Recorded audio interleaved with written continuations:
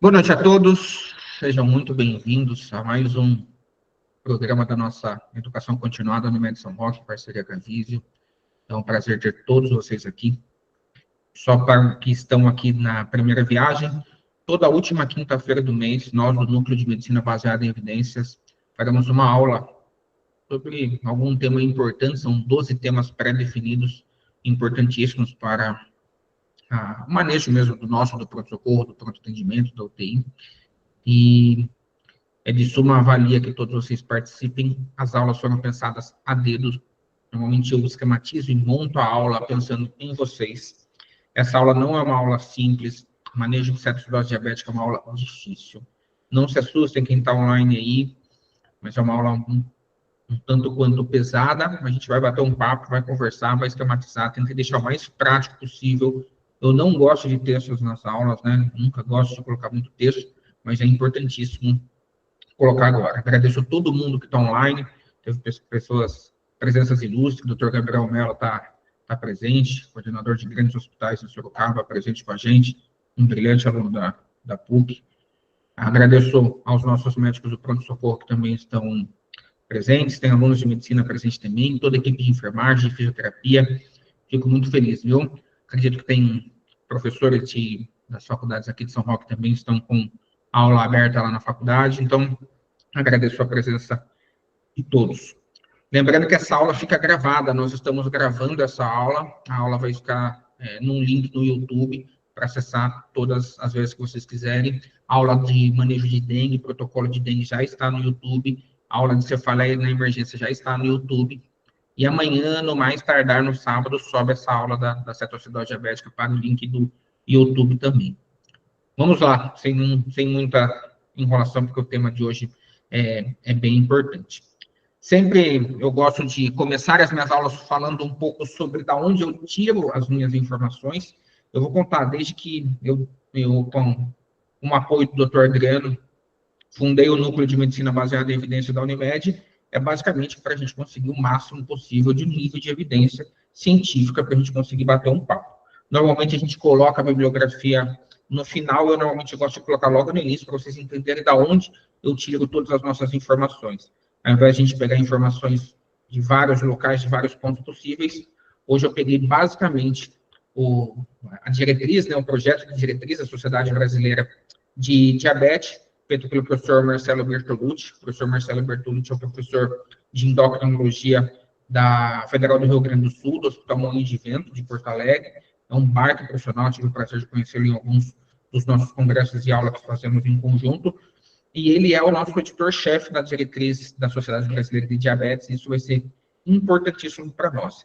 E detalhe, ela foi revisada em 2023, então ela é muito, muito nova, muito moderna.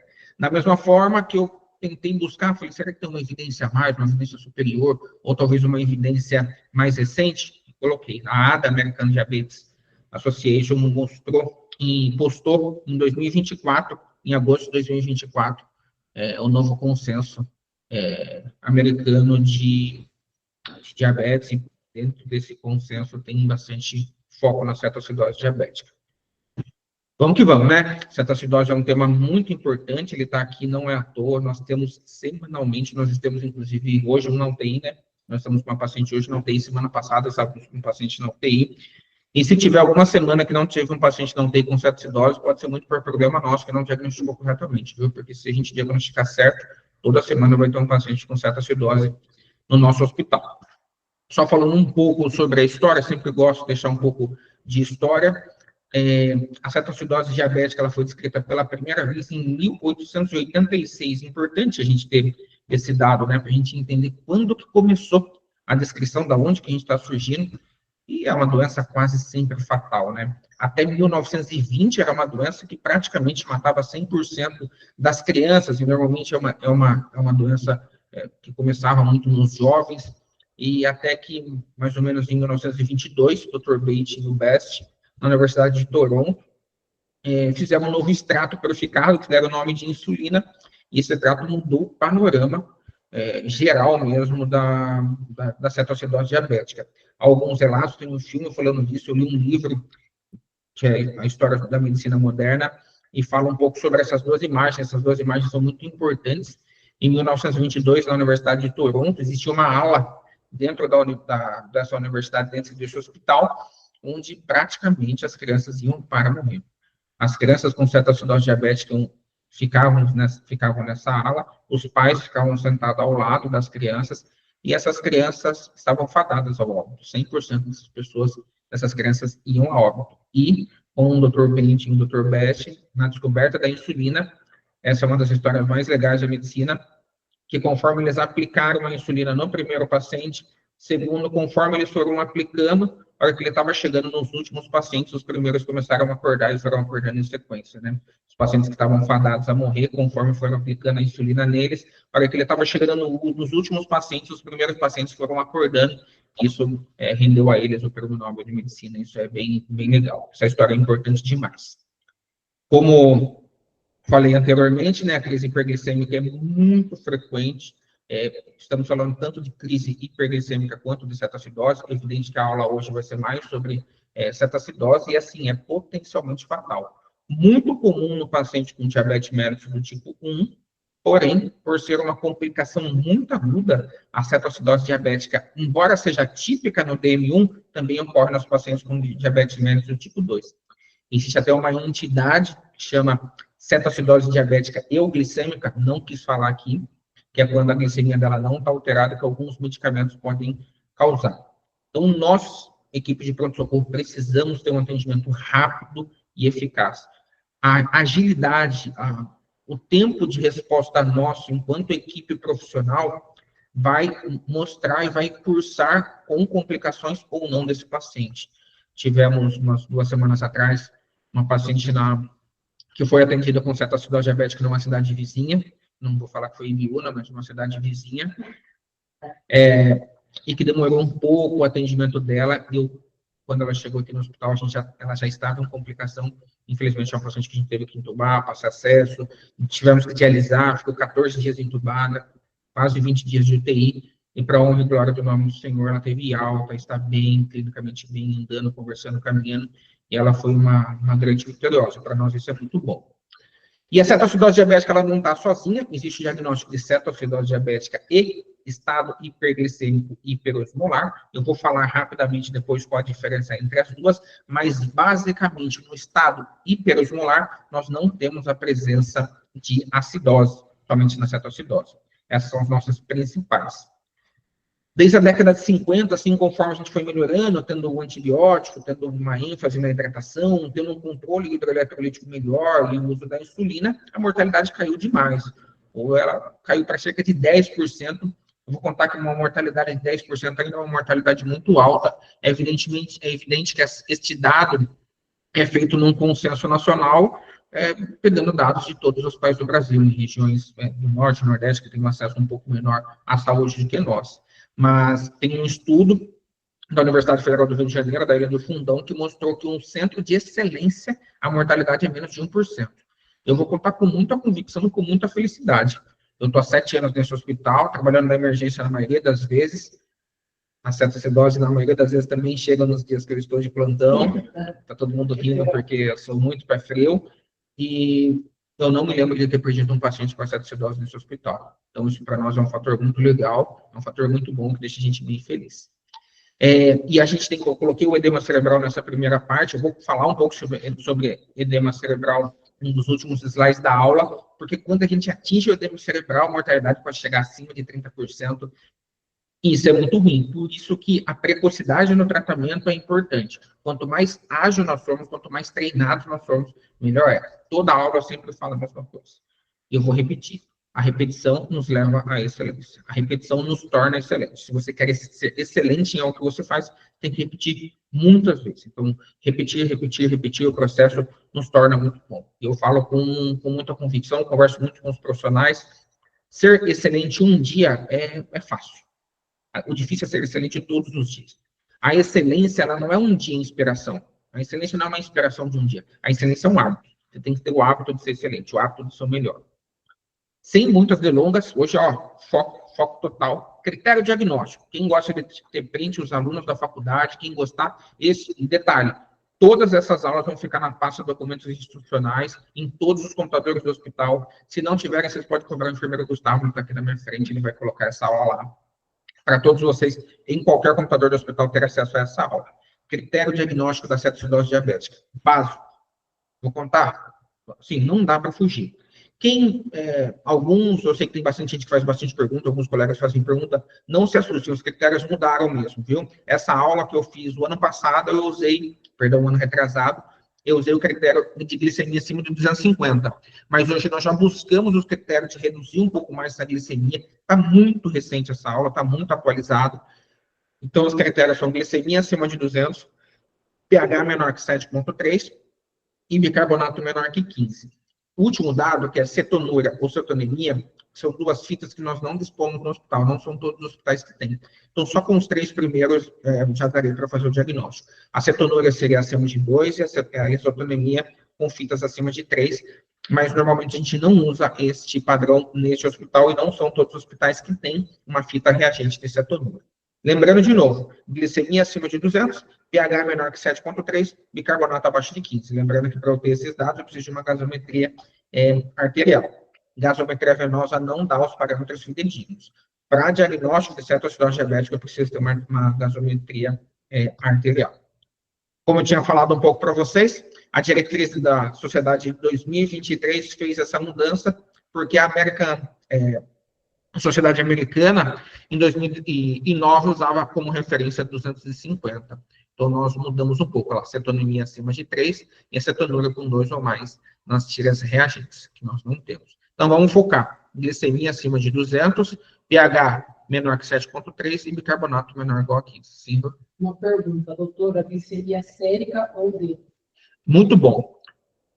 Eu vou falar isso um pouco mais para frente também. Qualquer uma das glicemias daria certo. A sociedade brasileira e a sociedade americana, ela não referencia qual. O que ela vai falar? Vai ter um slide sobre isso. Ela vai falar que se o paciente estiver mal perfundido, é para a gente não fazer o destro, porque a glicemia capilar pode estar confundida por conta da má perfusão. Está consumindo essa glicose. Aí teria que ser uma glicemia sérica ou venosa. Mas como critério diagnóstico em emergência, tanto faz a glicemia de destro quanto a glicemia sérica. Nem sempre dá tempo de você fazer uma glicemia séria. E o destro é o teste de rastreio. Como nós queremos uma efetividade maior, uma eficácia maior, ponta de dedo. Respondi. Muito bom. Então, como eu tinha colocado, na Sociedade Brasileira de Diabetes deixou a modernidade. Até 2009, os critérios da Sociedade Americana eram diferentes, porém, em 2024, a Sociedade Americana também fez algumas mudanças, né? Glicose acima de 200, a fita da cetonemia acima de 2 e a cetonúria acima de 3. pH menor que 7,3 e bicarbonato menor que 18. Por que você colocou? Porque existe uma diferença. Na sociedade brasileira, nós usamos bicarbonato abaixo de 15, na sociedade americana, eles usam bicarbonato abaixo de 18. No geral, isso não vai fazer tanta diferença no diagnóstico de um paciente com cetoacidose diabética. Eu amo evidência científica. A diretriz brasileira, o professor Marcelo Bertolucci é maravilhoso em evidência científica, e ele nos mostra os níveis de evidência, os principais níveis de evidência. Então, tudo que eu falar, eu vou colocar qual é a evidência. Então, uma das recomendações é recomendado utilizar o critério que inclui glicemia acima de 200, pH menor que 7,3, bicarbonato menor que 15, associados a cetonemia maior que 3, para reduzir falsos negativos, classe 1C. Isso é muito legal. Então, eu mostro que o nível de evidência é classe 1. Isso é ótimo, quer dizer que é mandatório, nós precisamos fazer, é dessa forma que deve ser feito. Nada daqui dessa aula vai ser achismo. Tudo vai ter um nível de evidência significativo. Direto, hein? Já falei para vocês como nós fazemos o diagnóstico, já vamos entrar no quadro clínico. Hoje é dia de a gente focar e ter um outro foco na cetoacidose diabética. Olha o tamanho do quadro clínico. Quem gosta de tirar foto, quem gosta de fazer print, fica à vontade. O quadro clínico ele é muito grande, ele é muito vasto. Não é à toa, ao lado esquerdo meu, talvez ao lado esquerdo de vocês da tela também, vai ficar marcado os principais sinais e sintomas. Normalmente, o paciente com cetoacidose diabética chega com náusea, com vômito, com dor abdominal importante, dor abdominal difusa. O diagnóstico, eu vou dar uma aula sobre dor abdominal na emergência. E esse paciente com dor abdominal na emergência, um dos diagnósticos diferenciais é cetoacidose diabética. Esses 3 P's que eu coloquei, na verdade, até o diagnóstico do diabetes, para quem não tem muito comum, o diagnóstico de diabetes a gente usa os 4 P's. O que é? Poliúria, ou seja, muito xixi, está fazendo muito xixi. Polidipsia, muita sede. Perda de peso, o paciente diz que perde de peso, e alguns pacientes têm polifagia, que é muita fome. Então, o diagnóstico de diabetes, não estou falando de acidose, se baseia nos 4 P's. Poliúria, polidipsia, perda de peso e polifagia. E esse paciente apresenta dessa forma. Ele apresenta extremamente desidratado, turgor de pele muito reduzida, boca seca, língua seca. Você olha, a língua chega a estar brilhante de tão seca que ela está. Na hora que você olha, as mucosas desse paciente está extremamente seco, e isso é um dos maiores sinais de complicações, a desidratação no paciente com cetoacidose diabética. E é por isso que a gente vai bater na tecla muito grande dessa desidratação. Evidentemente que alguns pacientes eles apresentam um hábito cetônico. Quem nunca sentiu é um cheiro de maçã podre. É um cheiro de maçã que o paciente solta, que ele tem tanta cetona, o pH do corpo dele produziu tanta cetona, que ele acaba gerando um hálito cetônico. Esse é o mais comum.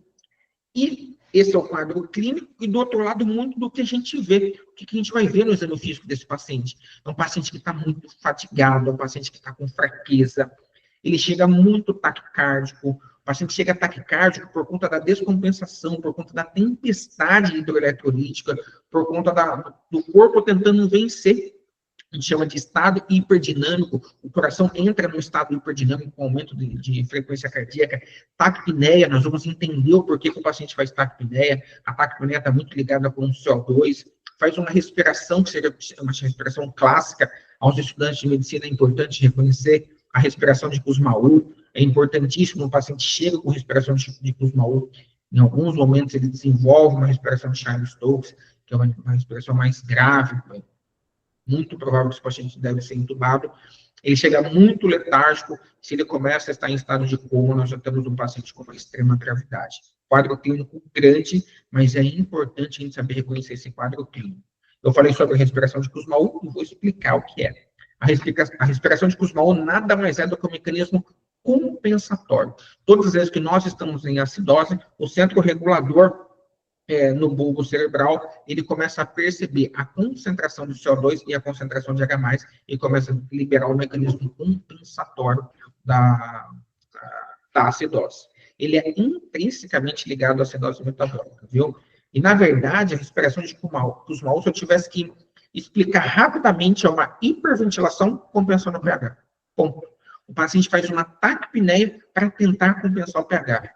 Mas como que eu vou conseguir explicar isso? Fique tranquilo que eu vou explicar isso para vocês. Só para você entender, a respiração de Kussmaul, o paciente respira, ó, para um pouco, solta, para um pouco, puxa, para um pouco, solta, para um pouco. Então, ele faz inspiração profunda, seguido de pausa, expiração curta, seguido de pausa também. Esse é o ritmo de Kussmaul. Importante. Mas como que uma hiperventilação compensa um pH? Para vocês entenderem, para quem não tem tanta intimidade, o pH, quimicamente falando, é a concentração do íon H+ no organismo. Então, me ensina a calcular o pH. Quer que eu ensine você a calcular? O pH é o prolog da concentração de H+. É menos o logaritmo da concentração de H+. Esquece, não dá para calcular. A máquina calcula isso para a gente. Você tem que usar uma fórmula 1. O logaritmo é menos o logaritmo na base 10 da concentração de H+. A gente não precisa disso. O que a gente precisa entender? Que o pH varia de 0 até 14, sendo 7 um pH neutro.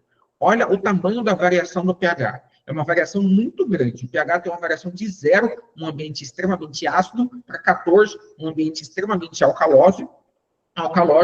E nesse intervalo muito grande, o pH tem que estar dentro dele. Mas o pH não varia de 0 a 14. O pH varia de 0,35 até 0,45. O pH pode variar 0,1 e mais nada. Olha como é curto. Então, olha como o pH é importante. Pequenas variações no pH podem gerar um paciente com alcalose. Pequenas variações de pH pode gerar uma acidose. 0,1 a mudança do pH sanguíneo. Não me xingue. Essa é o melhor slide da aula. Eu adoro dar aula e se eu pudesse, eu teria uma lousa aqui. Bom, quem quer tirar uma foto com ele liso, eu vou deixar uma foto com ele liso. Mas esse, na verdade, é um princípio, chama princípio de Le Chatelier. Le Chatelier fez esse princípio ácido base. O que ele quis dizer? Tudo que existe de um lado da entalpia, tudo que existe de um lado da fórmula química, obrigatoriamente tem que estar no outro. Eles sempre tendem ao equilíbrio. Vamos entender um pouco mais? O que essa fórmula quer dizer? Que o dióxido de carbono, CO2, somado com uma água, gera dentro do organismo o ácido carbônico. O ácido carbônico, por sua vez, se dissocia em bicarbonato e H+. Lembra que eu falei do pH? O pH nada mais é do que a concentração, a medida da concentração do íon hidrogênio. Então, primeiro ponto fundamental. CO2, uma molécula de CO2 e uma molécula de água se juntam, formam um ácido carbônico que é dissociado no íon bicarbonato e no íon hidrogênio. Ponto 1. Todo mundo entendeu? Se todo mundo entendeu, é hora da gente apagar. Muito bom. Então, nós já partimos do pressuposto que nós entendemos o que é esse princípio. Lembrando sempre, o princípio de Le Chatelier diz que se tiver 100 moléculas desse lado, obrigatoriamente eu vou ter 100 moléculas do outro lado. Sempre vai tender um equilíbrio. Se em algum momento este lado daqui ficar com 120, obrigatoriamente o outro lado vai ter que se equilibrar. 10 dessas moléculas vão ter que passar para o outro lado e ambos os lados vão ter que ficar com 110. Porque tudo na química e tudo no corpo tendem ao equilíbrio. Então, todas as vezes que alguma dessas regiões se descompensarem, obrigatoriamente o equilíbrio tem que ser formado. Ponto 2. Então, nós entendemos o que é o princípio de Le Chatelier, nós entendemos o equilíbrio, a gente chama isso de sistema tampão, e entendemos o porquê que nós estamos com essa fórmula aqui. Agora, vamos entender um pouquinho melhor. Vamos imaginar que o paciente está com uma concentração muito alta do íon H+. Então, esse paciente está extremamente ácido. Quando eu tenho uma concentração alta do íon H+, eu tenho um pH baixo, esse paciente está muito ácido. Quando eu tenho muita molécula do H+ desse lado, eu preciso equilibrar do outro. Eu tenho duas formas de equilibrar.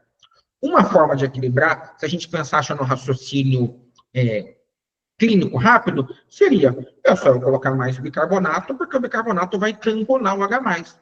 Não, o corpo é mais inteligente do que isso.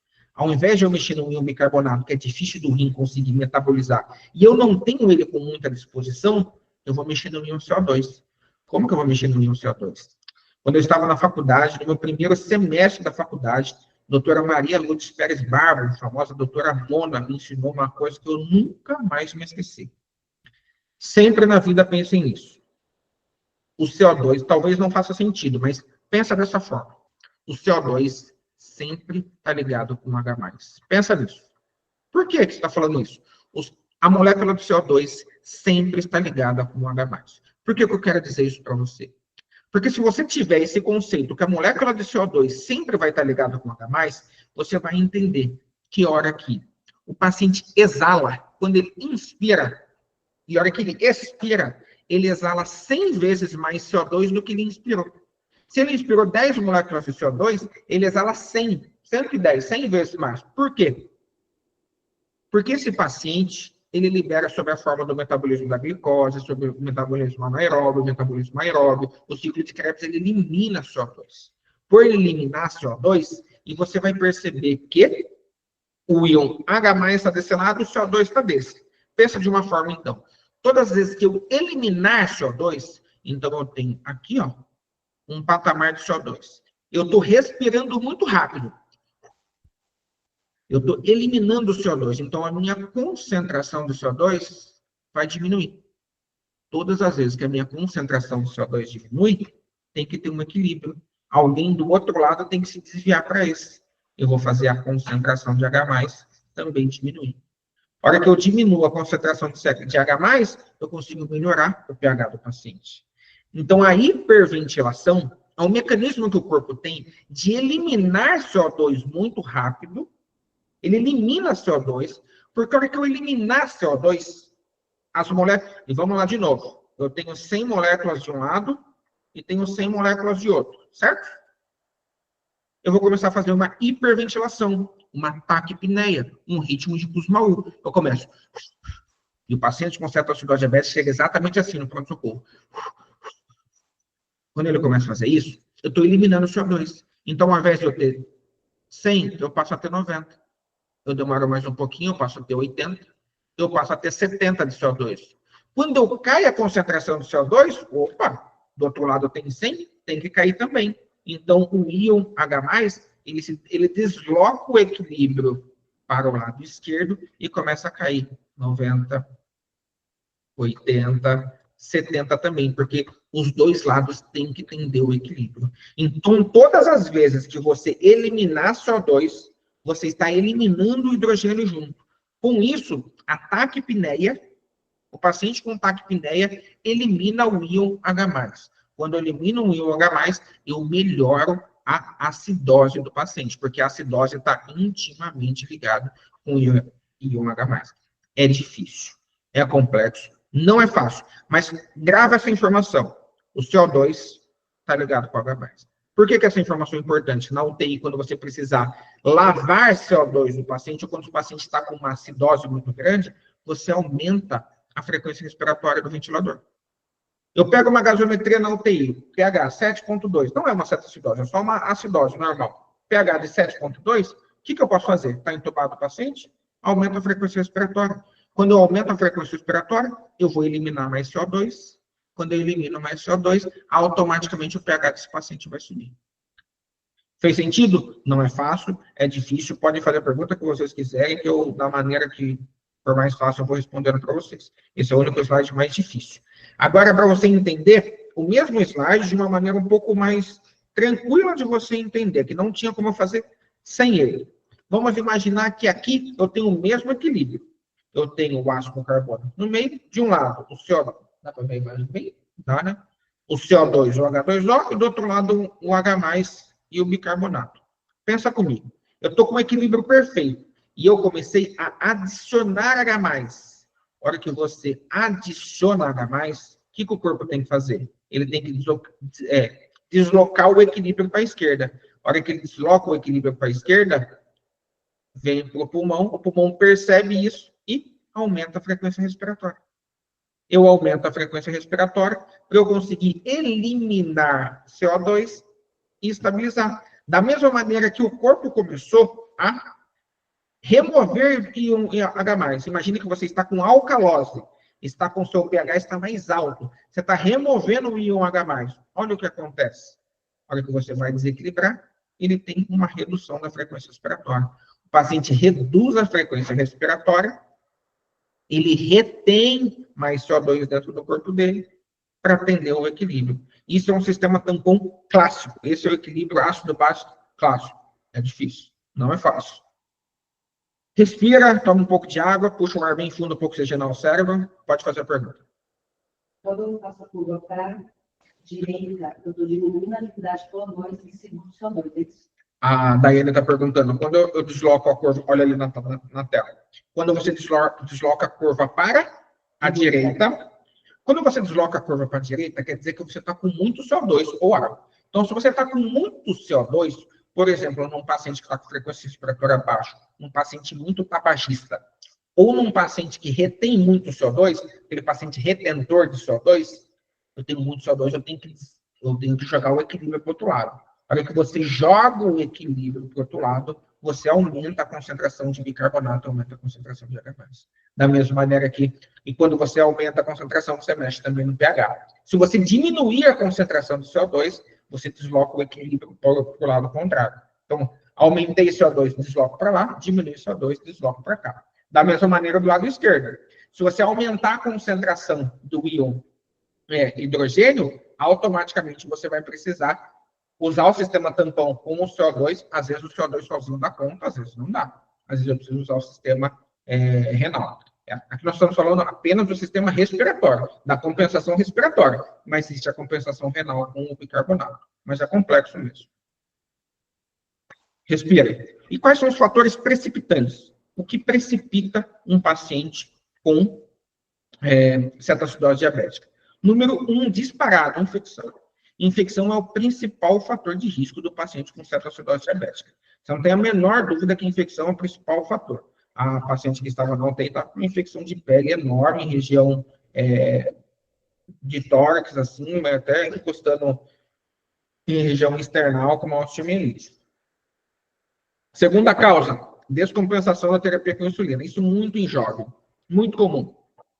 Jovem, os extremos de idade é muito difícil de ser tratado, né? Idoso é muito difícil de tratar e jovem é muito difícil de tratar. Jovem para de tomar insulina e quando ele para de tomar insulina, ele vem descompensado pelo pronto-socorro. Libação de álcool, libação de cocaína também é algo muito importante, que nós vemos, que é muito comum de acontecer. Pós-trauma, tem alguns pacientes que pós-trauma desenvolvem diabetes pós-trauma. TEP, infarto agudo do miocárdio, alguns pacientes que entram com anorexia, alguns problemas de alimentação, problemas de transtornos alimentares, em pouquíssimos casos, 0,2% das gestantes podem desenvolver uma cetoacidose na gestação, que é terrível. Medicamentos. Lá no comecinho eu tinha falado sobre os inibidores da SGLT2, mas esses são os 5 principais medicamentos que podem causar cetoacidose diabética. Tomem muito cuidado com o glicocorticoide, principalmente nos pacientes com diabetes. Não dá para ficar usando. Eu sei que muito no pronto-socorro é usado, nos consultórios é usado a torta direito, mas os corticoides aumentam muito o risco de cetoacidose diabética. Diurético tiazídico, os 3 principais, diurético tiazídico, hidroclorotiazida, clorcaridona e indapamida. Eles aumentam a sensibilidade à glicose, então esse paciente também tem um risco aumentado de fazer cetoacidose diabética. Dobutamina e terbutalina, usados mais em ambientes hospitalares, e alguns antipsicóticos, principalmente de segunda geração, clozapina, olanzapina, risperidona e a quetiapina. O E é os inibidores das SGLT2, que é a dapaglifosina, a canaglifosina e a empaglifosina. São os 3 principais inibidores da enzima SGLT2, é uma enzima que fica no túbulo contorcido proximal do rim. Ela é responsável pela reabsorção tanto de de glicose e de água, e quando ele é inibido, o paciente pode desenvolver. Só um asterisco, nesses pacientes é uma cetoacidose euglicêmica. A glicemia é normal, mas ele está em acidose. Olha que interessante, eu dividi a apresentação da cetoacidose diabética nos sinais da diabetes. Pode falar. Uma pergunta aqui da Camila, por isso que também observar o BE na gase. Sim, o BE, ela falou? É, o BE. BE na gase é o base excess, é o excesso de base, é a quantidade do excesso de base.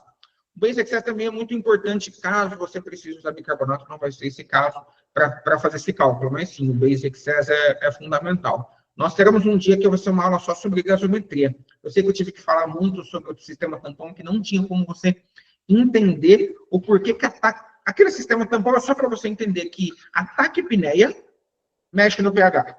Quanto mais rápido eu respirar, mais CO2 eu elimino. O CO2 sempre está ligado com H+, eu jogo H+ fora. Bom, essa é a missão que vocês têm que guardar daquela imagem. A apresentação eu dividi em sinais, nos sinais da diabetes clássica, nos sinais da desidratação, nos sinais da acidose e fatores desencadeantes. Quem gosta de tirar uma foto, esse é o melhor momento. Poliúria, polidipsia, perda de peso, polifagia.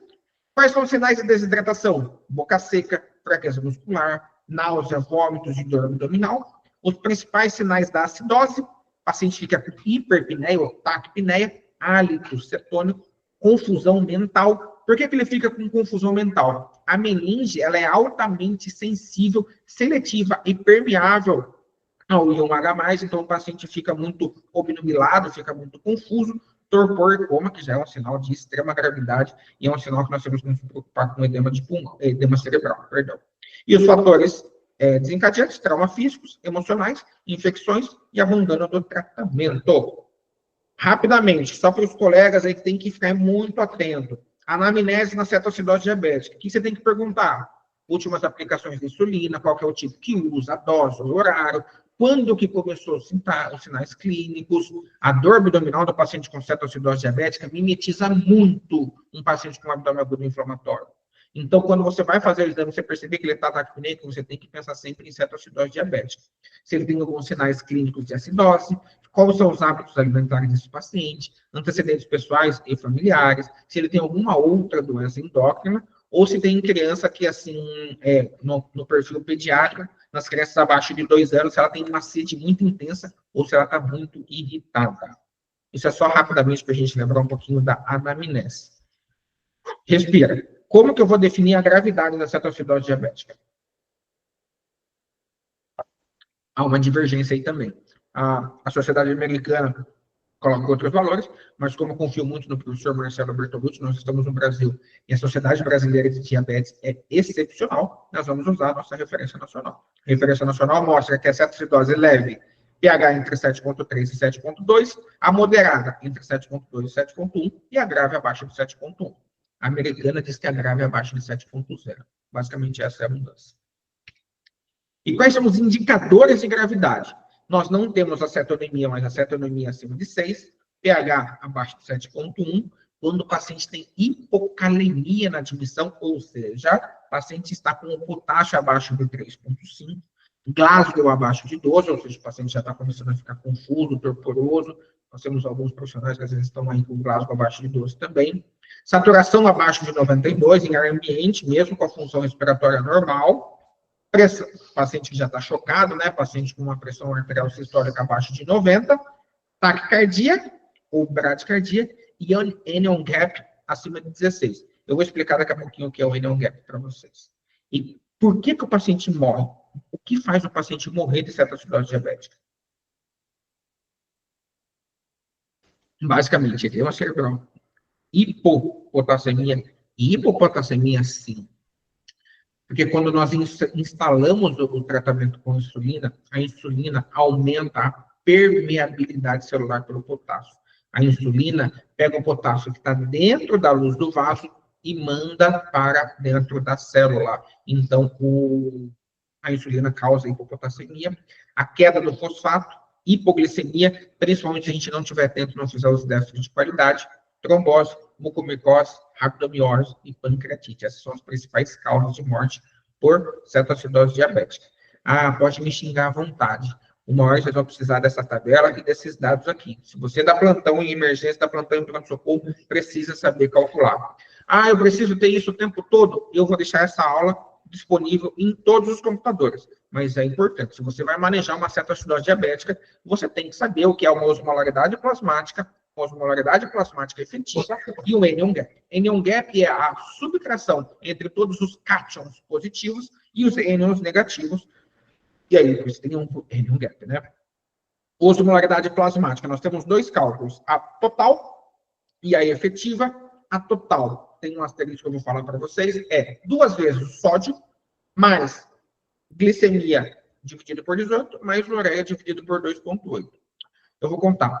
Por muitas vezes, essa fórmula era 2 vezes o sódio, mais glicemia por 18, mais ureia sobre 6. Eu, durante o tempo de faculdade e durante o tempo de residência, usava a fórmula 2 vezes o sódio, glicemia sobre 18, ureia sobre 6. Atualizado, viu? Agora a ureia sobre 2,8.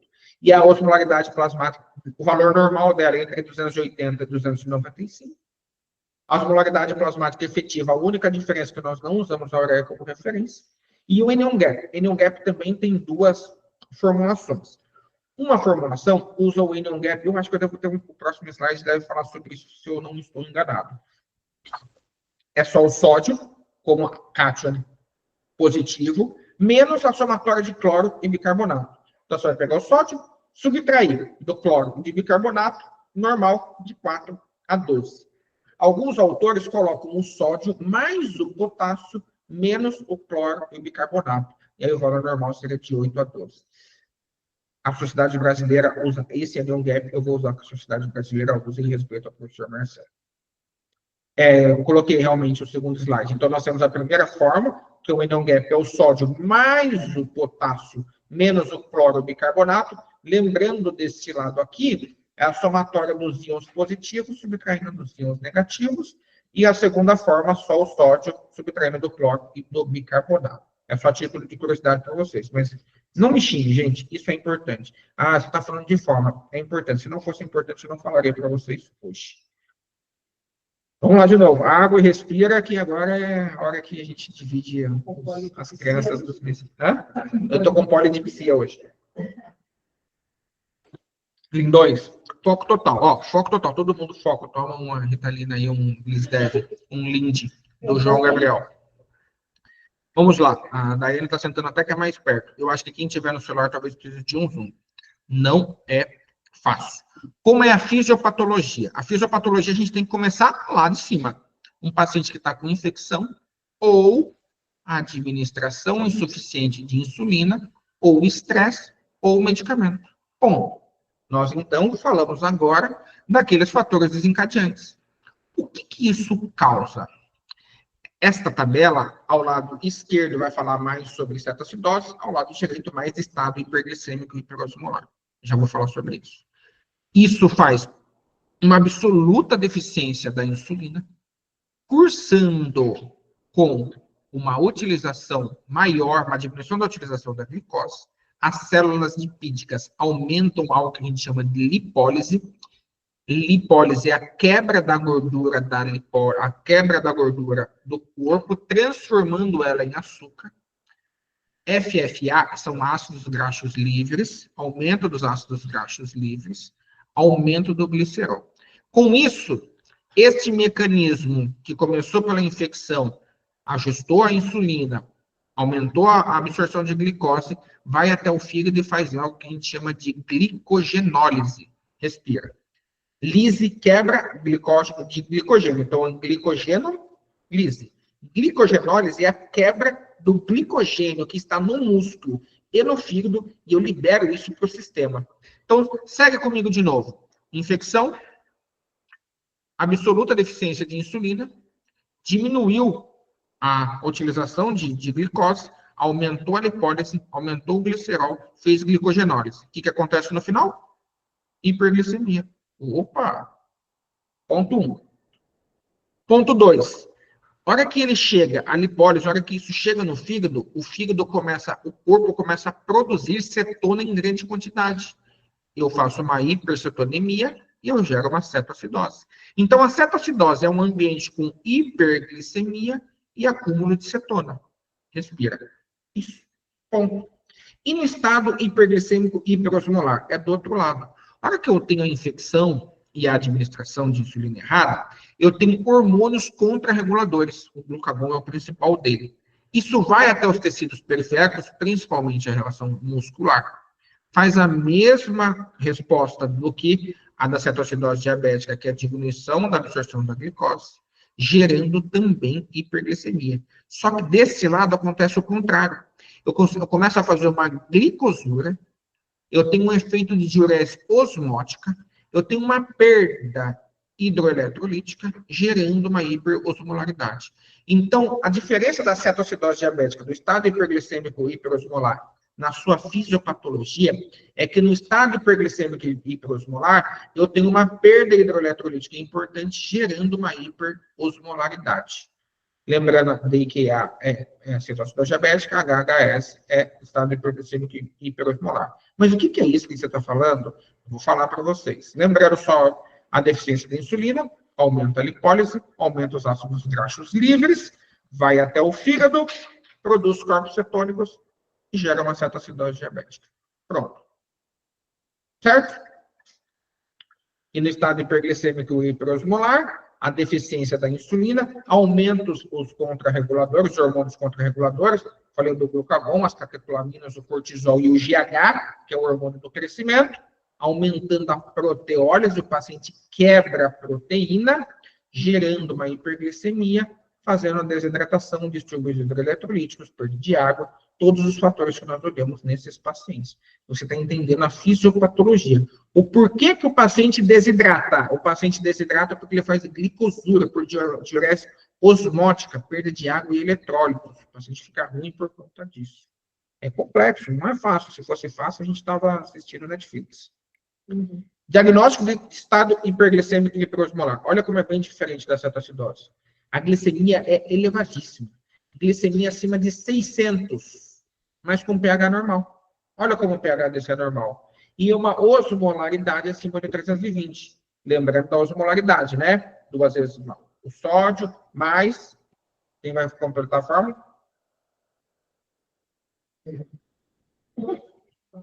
Glicemia sobre 18, mais... Ah, peguei todo mundo de surpresa aqui. Mais ureia sobre 2,8. Então, calculando essa osmolaridade, eu vou ter um paciente com... Muito bom, Guilherme, professorito. Excelente. Então, glicemia acima de 600, pH acima de 7,3, osmolaridade acima de 320.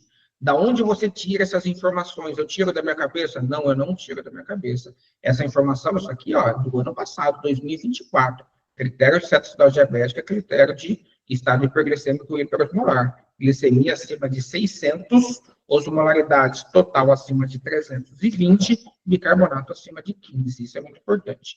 Gustavo vai tirar uma foto, eu vou esperar ele. Lembrando só para quem está nesse padrão, esse é padrão americano, o bicarbonato aqui é abaixo de 18, tá? Muito bom, né? E qual é a principal diferenciação entre a apresentação da cetoacidose e do estado hiperglicêmico hiperosmolar? A cetoacidose, ela se desenvolve em pequenas horas, dias, é muito rápido. A apresentação é mais aguda. O estado hiperglicêmico hiperosmolar pode demorar dias, semanas para acontecer. O paciente que chega, normalmente chega... Usualmente ele chega em alerta, às vezes o estado hiperglicêmico hiperosmolar tem uma mudança no cognitivo, no estado de coma muito grande. Os sinais e sintomas são basicamente os mesmos, a diferença é que na cetoacidose o paciente tem mais o ritmo da respiração de Kussmaul, e 1/3 das hiperglicemias na emergência são um híbrido entre a cetoacidose diabética e o estado hiperglicêmico hiperosmolar. 1/3. Todas as vezes que você picar um dedo na emergência e ter uma glicemia um pouco mais elevada, você tem que fazer o diagnóstico diferencial entre cetoacidose diabética e estado hiperglicêmico hiperosmolar das crises hiperglicêmicas comuns. As etiologias é basicamente as mesmas: infecções, IAM, acidente vascular encefálico, queimação, TEP, desidratação. O que entra na estádio hiperglicêmico hiperosmolar e não entra na cetoacidose é a tirotoxicose. Certo? Basicamente, a etiologia é a mesma. Descompensou o quadro de diabetes já pré-existente e, em alguns pacientes, pode ser até o estopim da estádio hiperglicêmico hiperosmolar. Eu não falei isso, mas isso é importante de falar. Normalmente, o diagnóstico de cetoacidose diabética é feito, às vezes, no primeiro dia que o paciente descobre que ele é diabético.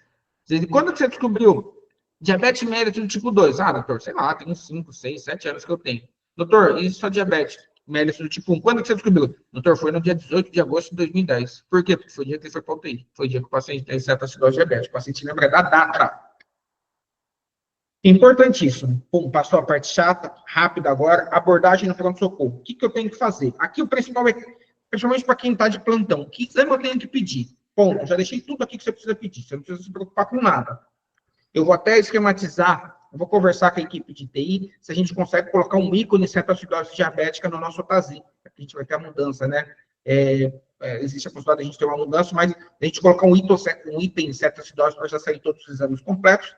Hemograma, ureia, creatinina, eletrólitos, sódio, potássio, magnésio, calciônico, fósforo e cloro. Por que eu peço esses íons? Para eu poder calcular a osmolaridade plasmática, para eu conseguir calcular o anion gap, gasometria arterial e coleta de lactatos, urina do tipo 1, glicemia sérica, eu pulei a cetonúria porque nós não dispomos, e hemocultura nos casos dos pacientes com infecção. Quando o paciente tem sinais de complicação, quando que eu vou pedir tomo de crânio? Se o paciente tiver um rebaixamento de consciência. Quando que eu vou coletar líquor? Se ele tiver sinais de infecção em sistema nervoso central. Raio-x de tórax, se o paciente tiver sinais de infecções pulmonares. Tomo de tórax, se eu olho o raio-x, isso é algo importante, nós estamos pedindo tomo de tórax sem ver raio-x antes. Raio-x para ver se tem imagem compatível, posteriormente pedir a tomografia de tórax. Eletrocardiograma, se eu ver que ele tem um distúrbio hidroelétrico muito grande, lembrando que os distúrbios de potássio dão alterações eletrocardiográficas, os distúrbios de cálcio dão alterações eletrocardiográficas importantes também. Se suspeita de aéreo, marcadores de necrose, e as enzimas hepáticas pensando em pancreatite. Certo? Durante o tratamento. Agora é um pouco mais dinâmico. Gasometria, sódio e potássio. Pedir a cada 1 a 2 horas. Eu normalmente faço a gasometria nas primeiras 1 hora, sequencial no máximo em 2 horas, principalmente se o paciente está com má perfusão e destro muito alterado. Apenas quando você iniciar a NPH, que você vai passar a ser a cada 4 ou 6 horas, e após 12 a 24 horas com a NPH, o paciente está bem, aí você reduz para 2 vezes por dia. Vamos relembrar. Fernanda, você está sendo elogiado porque você fez isso ontem. E detalhe, a Fernanda trabalhou ontem com fero, com diagnóstico de dengue, então meus aplausos para você, Fernanda. Parabéns e boa recuperação para você. Gasometria de hora em hora, sódio e potássio a cada 1 a 2 horas, e você vai aumentar conforme o paciente vai melhorando um pouco. Cloro, eu normalmente sempre peço logo no começo, porque existe algo que chama acidose hiperclorêmica, quando o cloro está alto. Como que eu faço destro? Destro de hora em hora, inicialmente, ponto final. Não quero saber destro de hora em hora. Quando que eu vou aumentar? Aqui está descrito tudo. É de hora em hora. E quando que eu aumento para de 2 em 2? Se a glicose estiver abaixo de 200, e o estado na cetoacidose. Se está abaixo de 300 no estado hiperglicêmico pós-molar, a gasometria já está melhor, o potássio já está adequado, eu já iniciei o soro glicosado, já iniciei uma reposição a 45, esse eu posso colocar de 2 em 2. E quando eu colocar em pH, o paciente estiver estável, eu aumento para 4 em 4. Mas destro de hora em hora, inicialmente. Pode falar.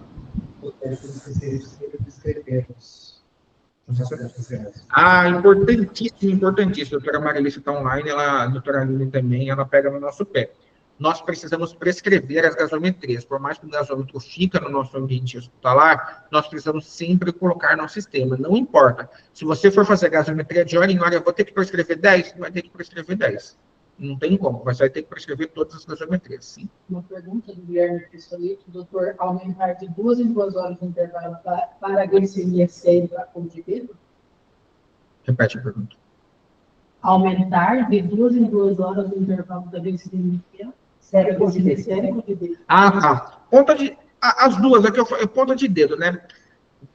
Guilherme, acontece o seguinte, a sociedade até faz essa questionamento, se eu posso usar a glicemia de ponta de dedo como referência para nortear tratamento. Sim, você pode usar, desde que o paciente não esteja mal perfundido. Se o paciente estiver mal perfundido, o tempo que ele fica com o sangue parado por conta da circulação ficar mais central, aumenta o metabolismo anaeróbio, e isso alteraria um pouco a glicemia de ponta de dedo. Mas, tanto faz aqui. Eu me norteio pelos dois. Toda gasometria tem a glicemia, eu vejo a glicemia da gasometria e eu vejo a glicemia da ponta de dedo também. Mas você vai aumentar esse intervalo do destro, sabe? Principalmente o destro de ponta de dedo. Certo? Espero que eu tenha te respondido. Fechou, doutor. Muito obrigado. Que isso, qualquer coisa, vai perguntando aí, que eu estou aqui à disposição. Estou com uma equipe gigante aqui na minha frente. Tratamento. O tratamento é um tratamento VIP. Tratamento VIP. Tratamento VIP, eu bato na tecla que o tratamento da cetoacidose é um tratamento VIP. Pode falar, mano. Elizabeth perguntando, todo paciente com cetoacidose tem indicação para PAI? Betinha? Betinha, você é minha fiel escudeira. Eu vou falar assim, não existe indicação formal. Quando você fala em indicação, eu tenho que saber responder para você. Existe indicação na sociedade brasileira. O paciente tem que passar PAI? Não tem essa indicação, porque 80% dos hospitais não tem PAI. Mas é prudente se passar. Para quem não está acostumado, PAI é uma pressão arterial invasiva, onde nós colocamos um catéter em uma artéria desse paciente, e a coleta de gasometria fica muito mais fácil. E o paciente acaba sofrendo menos, porque só quem já teve uma artéria punçada sabe a dor. É prudente, então vou falar para você, Beth, vou responder. É prudente todo paciente com cetoacidose diabética passar uma PAI. É indicado, se eu falar para você, é indicado, não é indicado na diretriz, mas é extremamente prudente. Você dá muito plantão comigo, os nossos pacientes, 100% dos nossos pacientes, eu passo PAI no paciente com cetoacidose diabética. Muito bom, Betinha, muito bom. Voltando para o tratamento VIP, porque é muito importante. O tratamento tem que ser iniciado tão logo quanto a cetoacidose for diagnosticada, não pode perder tempo. O atraso leva a piores desfechos clínicos gigantescos. Temos que evitar o máximo possível a depressão hidroeletrolítica, diminuir as complicações e ficar extremamente atento à insuficiência respiratória e edema cerebral. A paciente que chegou de outro serviço para nós, foi eu que intubei, foi no meu dia, e ela chegou com sinais de insuficiência respiratória muito franco, e por risco de edema cerebral, eu optei por intubar e preservar a via aérea dela. Quais são as nossas metas de tratamento? O que eu quero? Perceba que a primeira, a segunda e a terceira meta não tem a ver com glicemia. Parem de se preocupar em baixar a glicemia rápido. É errado você pegar uma glicemia de 1.500, 600 e baixar ela para 100. Não é isso que eu quero. Não é a quantidade de insulina. Primeiro, manter a manutenção das vias aéreas pérvias. Esse paciente está bem. Esse ataque pneumonia está ok. Esse paciente tem sinais de complicação. Corrigir a desidratação é importante. O primeiro passo é corrigir a desidratação.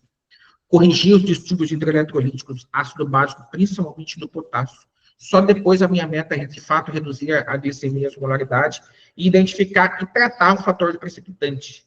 Para de focar que cetoacidose diabética é crise hiperglicêmica. Não é. As pessoas acham que cetoacidose diabética é uma glicemia. Não é alta. Não é só uma glicemia alta. É um paciente com acidose, com alto risco de óbito. E olha o tratamento VIP. Tratamento VIP. Volume, insulina e potássio. Basicamente é isso. Tudo que eu cheguei na aula, eu falo para você que você tem que fazer um tratamento VIP no paciente com cetoacidose diabética. Instalar volume, colocar insulina e corrigir esse potássio. Importante, por que o potássio está aqui? Porque a insulina, ela tem aquele poder maravilhoso de jogar o potássio que está dentro da luz do vaso para dentro da célula. Então, é um tratamento que é importante eu sempre colocar o potássio. Hidratação. Eu quero repor o déficit de água, manter o paciente com pressão arterial, melhorar a perfusão tissular e renal e reduzir a glicemia. Basicamente é isso. Essa é a meta e quais são os objetivos da hidratação. Respira. Quanto eu vou fazer? Eu coloquei tudo aqui. Tem tudo. Tudo que você precisa fazer está aqui. Não tem nada que não está aqui. Não tem nenhuma resposta que não esteja aqui. O paciente chegou 20 ml por quilo. Ponto final. Para correr em quanto? Em 1 hora. Quanto você pesa? 63. Gustavo tem 63 quilos. 1 litro 200 corre em 1 hora. Pronto. Tem 2 mulheres do meu lado, eu não vou perguntar para vocês delas. Então, paciente chegou com 100 quilos, mas doutor, ele tem 100 quilos, 2 litros. E eu vou contar, 2 litros, 2 acessos calibrosos, um em cada braço. Abre os 2 litros, abre o soro e deixa infundir. E após 500 ml a cada 1 hora, até sair todos os exames. Nossa, mas 500 ml por hora, se eu ficar durante 24 horas, vai dar 12 litros. Se for necessário, pode infundir 12 litros sim. Essa paciente que a gente repôs, infundi 9 litros dessa paciente durante o dia. Evidentemente que eu fiz um pouco, foi um leito, e ela era uma jovem, e para ela conseguir reverter, eu tenho a tabela dela ali. Se o paciente tiver um choque cardiogênico, uma hipotensão importante, a gente mantém a hidratação com o soro fisiológico e a gente já começa a considerar um acesso central. Olha aqui, Betinha, monitorização de PAI e aminas vasoativas. Se o paciente precisou de grandes quantidades de soro fisiológico 0,9, a gente pode considerar outro cristalóide para evitar acidose hiperclorêmica. Eu vou te dar uma informação importante. Se você me perguntasse até 2 anos atrás, era para a gente pensar muito bem se a gente usar ringer lactato. Era para ser com cristalóide apenas soro fisiológico. As últimas diretrizes depende muito da evolução dos eletrólitos do paciente e ele já dá como referência 2B, pode ser usado o ringer lactato na ressuscitação bulêmica, tá? Mas a nossa preferência sempre vai ser soro fisiológico. Após a recuperação inicial, ou o paciente está com uma desidratação leve, eu vou correr entre 250 e 500 ml, a depender do valor do sódio. Por quê? Se o sódio estiver abaixo de 135, eu uso o soro fisiológico. 0,9. Se ele estiver acima de 135, eu uso o 0,45. Só isso. Quando que eu uso? Está abaixo de 135? Uso o 0,9. Está acima do 0,45. Existe como, mas você está falando do sódio, mas tem que calcular o sódio corrigido. Sempre vai ter alguém que vai me perguntar, fórmula do sódio corrigido. Para cada 100 miligramas de glicose acima de 100, eu somo 1,6 ao valor do sódio. Vou te explicar. Está 135, o paciente está com 500 de glicemia, ele tem 4 vezes 100 acima. Então, ele tem 100, 200, 300, 400 de glicose acima do valor normal, que é de 100. eu pego esse valor de 1,6, multiplico por 4, 1,6, 3,2, 6,4, eu vou somar 6,4, o paciente vai estar aqui com 141,4. Fez sentido? Entendeu? Então, esse é o sódio corrigido. Isso corrige o sódio pela glicemia. Quando a glicemia do paciente for 250 na cetoacidose ou 300 no estado hiperglicêmico, eu posso começar a colocar um soro glicosado 5% e infundir 100 a 250. Eu vou falar disso um pouquinho para frente para vocês. Tem nível de evidência? É evidente que tem. É recomendado uma reposição de volume de 100 ml por quilo de peso para o déficit de água estimado, para manter a pressão, melhorar a perfusão tissular e reduzir classe 1C. Eu tinha colocado esse 100 ml por quilo aqui, ó. Tá? Eu deixei isso na referência nossa também. Muito bom. Você falou que tem para colocar soro. Da onde você tirou isso? Está aqui, ó, na ausência de comprometimento renal e cardíaco, soro 0,9, entre 15 e 20 ml na primeira hora. Eu não tirei nada da minha cabeça. Tudo é referência e tudo tem evidência científica. Todos, todos. Ah, mas eu quero saber sobre o Ringer lactato. Está aqui. A diferença é que a hidratação é classe 1, soro fisiológico classe 1, o Ringer lactato já é classe 2A. Então, eu já diminuo um pouco o nível de evidência científica e não da evidência científica, né? Mas o nível de recomendação de usar. Ele deve ser considerado para corrigir. Ele pode ser considerado para corrigir. Mas a gente tem que pensar sempre na primeira evidência de usar o soro fisiológico. Quando eu vou usar o soro a 45, nos pacientes que têm um sódio corrigido acima de 150, deve ser considerado o soro 45. Pode falar, como? Pergunta da Beth. Sempre há uma dúvida constante. A escala de algoritmo, quando o paciente está em LIC, insulina, devido à hiperglicemia, segue a mesma regra para a cetoacidose? Betinha, não vai seguir. O Aleph, terça-feira no plantão, o Aleph me fez essa mesma pergunta. Por quê? Eu acho que nós temos um erro muito grande na nossa tabela. Inclusive, já que o Gustavo aqui, vamos fazer um treinamento exclusivo de tabela de correção do insulina. Bora? Então já pode colocar na sua agenda. Nós vamos fazer com todos os enfermeiros do hospital. A gente pega um dia todos os enfermeiros. Isso não é um treinamento dos médicos, mas para nós mesmo, para a gente saber como manejar, como sair do algoritmo A, B, C e D. Mas não, Beth, nós vamos seguir outros padrões de infusão, eu vou te falar um pouquinho mais para frente. Mas nós não vamos seguir a tabela de correção.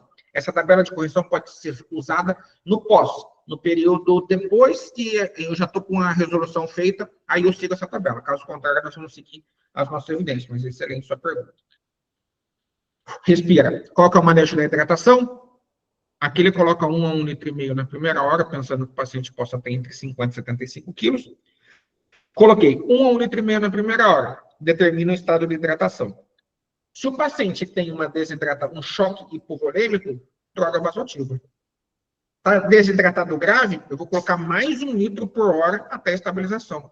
Não, eu fiz já 1 litro, 1,5 litro, começou a ter uma desidratação leve, eu olho o sódio. Sódio está abaixo de 135, 250 a 500 ml por hora.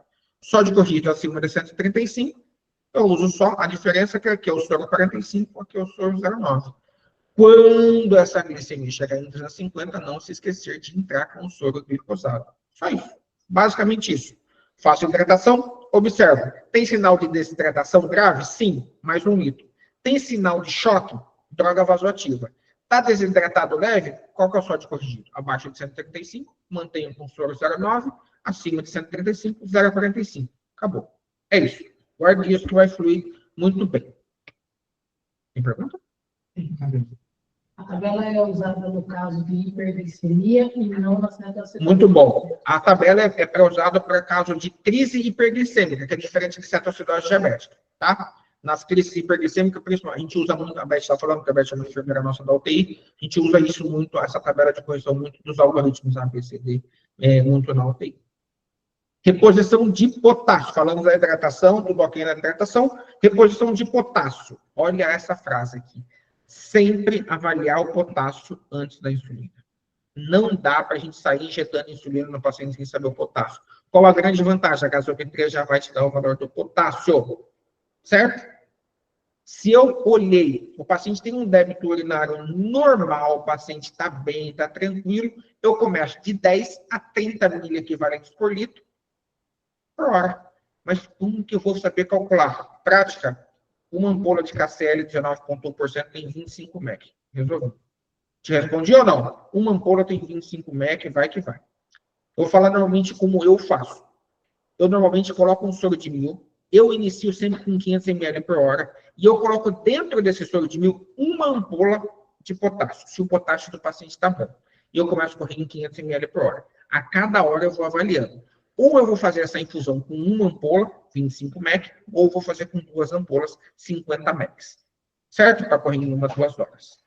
Qual é a nossa proposta? Manter entre 4 e 5. Mantendo o potássio entre 4 e 5, eu já estou muito feliz. Olha que importante. A dosagem de potássio na gasometria, ela é rápida, é fácil, mas ela não substitui a plasmática. Você olha a gasometria, começa. Potássio tá bom? Vou te dar a dica, acima de 3,3, vou falar um pouco mais pra frente. Começa a insulina, mas o potássio sérico é importante, porque a gás é uma estimativa. O potássio coletado no laboratório. Já mudou o laboratório? Não. Nessa mudança de laboratório, o potássio feito no laboratório é sempre o melhor. Olha aí que informação importante. Potássio abaixo de 3,3, não iniciar insulina. Corre 1000 de soro, mais 10 a 30 mil equivalentes em 1 hora. Reavalio após 1 hora, e aí sim eu vou repetir a dosagem, até que meu potássio esteja acima de 3,3. Se o potássio está entre 3,3 e 5,2, ainda assim eu reponho o potássio. Ah, então quer dizer que o potássio está bom, eu não vou repor? Não. De qualquer forma, você vai repor. A única diferença é que se o potássio estiver baixo, você não pode começar a insulina. Você precisa ter um potássio normal para você começar a insulina dentro da solução. Faz igual eu estou fazendo, ou eu faço que sempre vai dar certo. O objetivo de 4 a 5. E se o potássio estiver acima de 5,2, eu não reponho, inicio a insulina. Depois de 2 horas eu peço um novo potássio e observo. O potássio caiu, eu começo a insulina. Certo? Ah, não ficou muito fácil de ver, tá difícil de ver. Eu fiz essa fórmula para vocês. Ó, essa daí dá até para a gente imprimir, hein? Olha o carinho que eu tenho, viu? Eu faço esses slides aí para vocês. Fico lá em casa, até de madrugada fazendo isso aqui, ó. Abaixo de 3,3, não iniciar a insulina. Correr 1000 de soro, com 10 a 30 mEq e repetir. Se tiver entre 3,3 e 5,2, eu posso já começar a insulina e vou dosando a cada 2 horas, ao mesmo tempo que eu vou repondo. E acima de 5,2, eu não preciso. Esses dados eu tirei da minha cabeça? Claro que não. Esses dados eu tirei da sociedade brasileira. Tudo o que eu falei está aqui, tá bom? Tá, exatamente. É que aqui eu fiz com as cores da Unimed, enfim, é para vocês, tá? Mas tudo que está no padrão está aqui também. Tem nível de evidência? Óbvio, aqui é o núcleo de medicina baseada em evidência. É recomendado a determinação do potássio antes do início da insulina, classe 1C. Eu não estou falando à toa para você dosar antes. É obrigatório. É classe de evidência 1. É classe 1, você precisa fazer. Quando o nível de potássio estiver abaixo de 5,2, é recomendado que eu use entre 10 a 30 para manter entre 4 a 5. Todos os valores que eu falei para vocês é por conta da sociedade. Todos têm nível de evidência. Vai? Pergunta da Camila. Não inicia insulina por conta do aumento da permeabilidade celular? Perfeito. Quando a insulina vai fazer o efeito que eu quero na redução de glicemia e na reversão da cetoacidose. Mas ela tem um poder muito grande de diminuir ainda mais o potássio. Potássio baixo mata. Hipocalemia é uma das causas de morte. Lembra lá na frente, lá no começo que eu falei quais são as principais causas de morte da cetoacidose? Uma das principais causas de morte da cetoacidose é a hipocalemia. Então, o paciente vai morrer mais pela hipocalemia do que pela glicemia de 500. Aguarda a glicemia de 500, mantém o potássio dentro da normalidade e começa a insulina. Espero que tenha feito sentido. Agora, nós vamos falar da insulina. Insulina, sabe o tratamento VIP? Eu vou falar dos três, do volume da insulina e do potássio. O início tem que ser com baixa dose de insulina intravenosa. Lembrando sempre que os pacientes têm que ter um potássio acima de 3,3. A única indicação de atrasar o início é se o potássio estiver abaixo de 3,3. Como que eu começo? Não dá para errar. 0,1 unidade por quilo por hora. Respira. Vamos junto. Glúten 60 quilos. Como que eu vou fazer? 60 vezes 0,1, 6. 6 unidades por hora. Certo?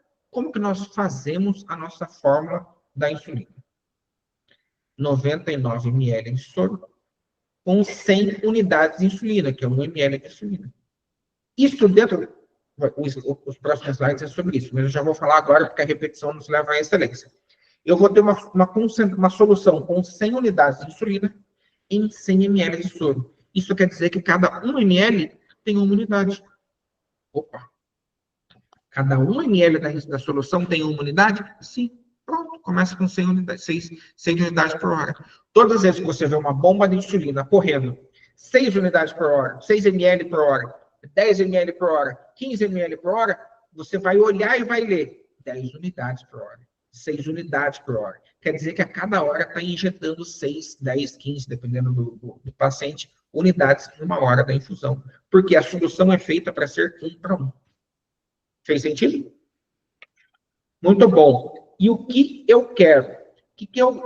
Essa dose de insulina aqui que eu quero? Por que eu não coloco um monte de insulina? Então, Beth, olha essa pergunta. Imagine se eu tivesse que pegar um paciente com 600 e eu tivesse que corrigir segundo o nosso protocolo. Eu ia dar umas 20 unidades de insulina. Eu não quero 20, eu quero entrar com 6. Eu quero entrar com 0,1 unidade por quilo. Porque eu não quero reduzir rápido. Beth, eu vou te responder agora. Olha a minha meta. Eu quero reduzir de 50 a 70 decilitros por hora. Se ele está com 500, numa hora, eu quero que ele esteja com 430. No máximo, eu quero baixar com calma. Qualquer variação fora desse intervalo, eu tenho que ajustar a dose de insulina. Se eu estou baixando muito rápido, eu tenho que diminuir a insulina. Estou baixando muito rápido.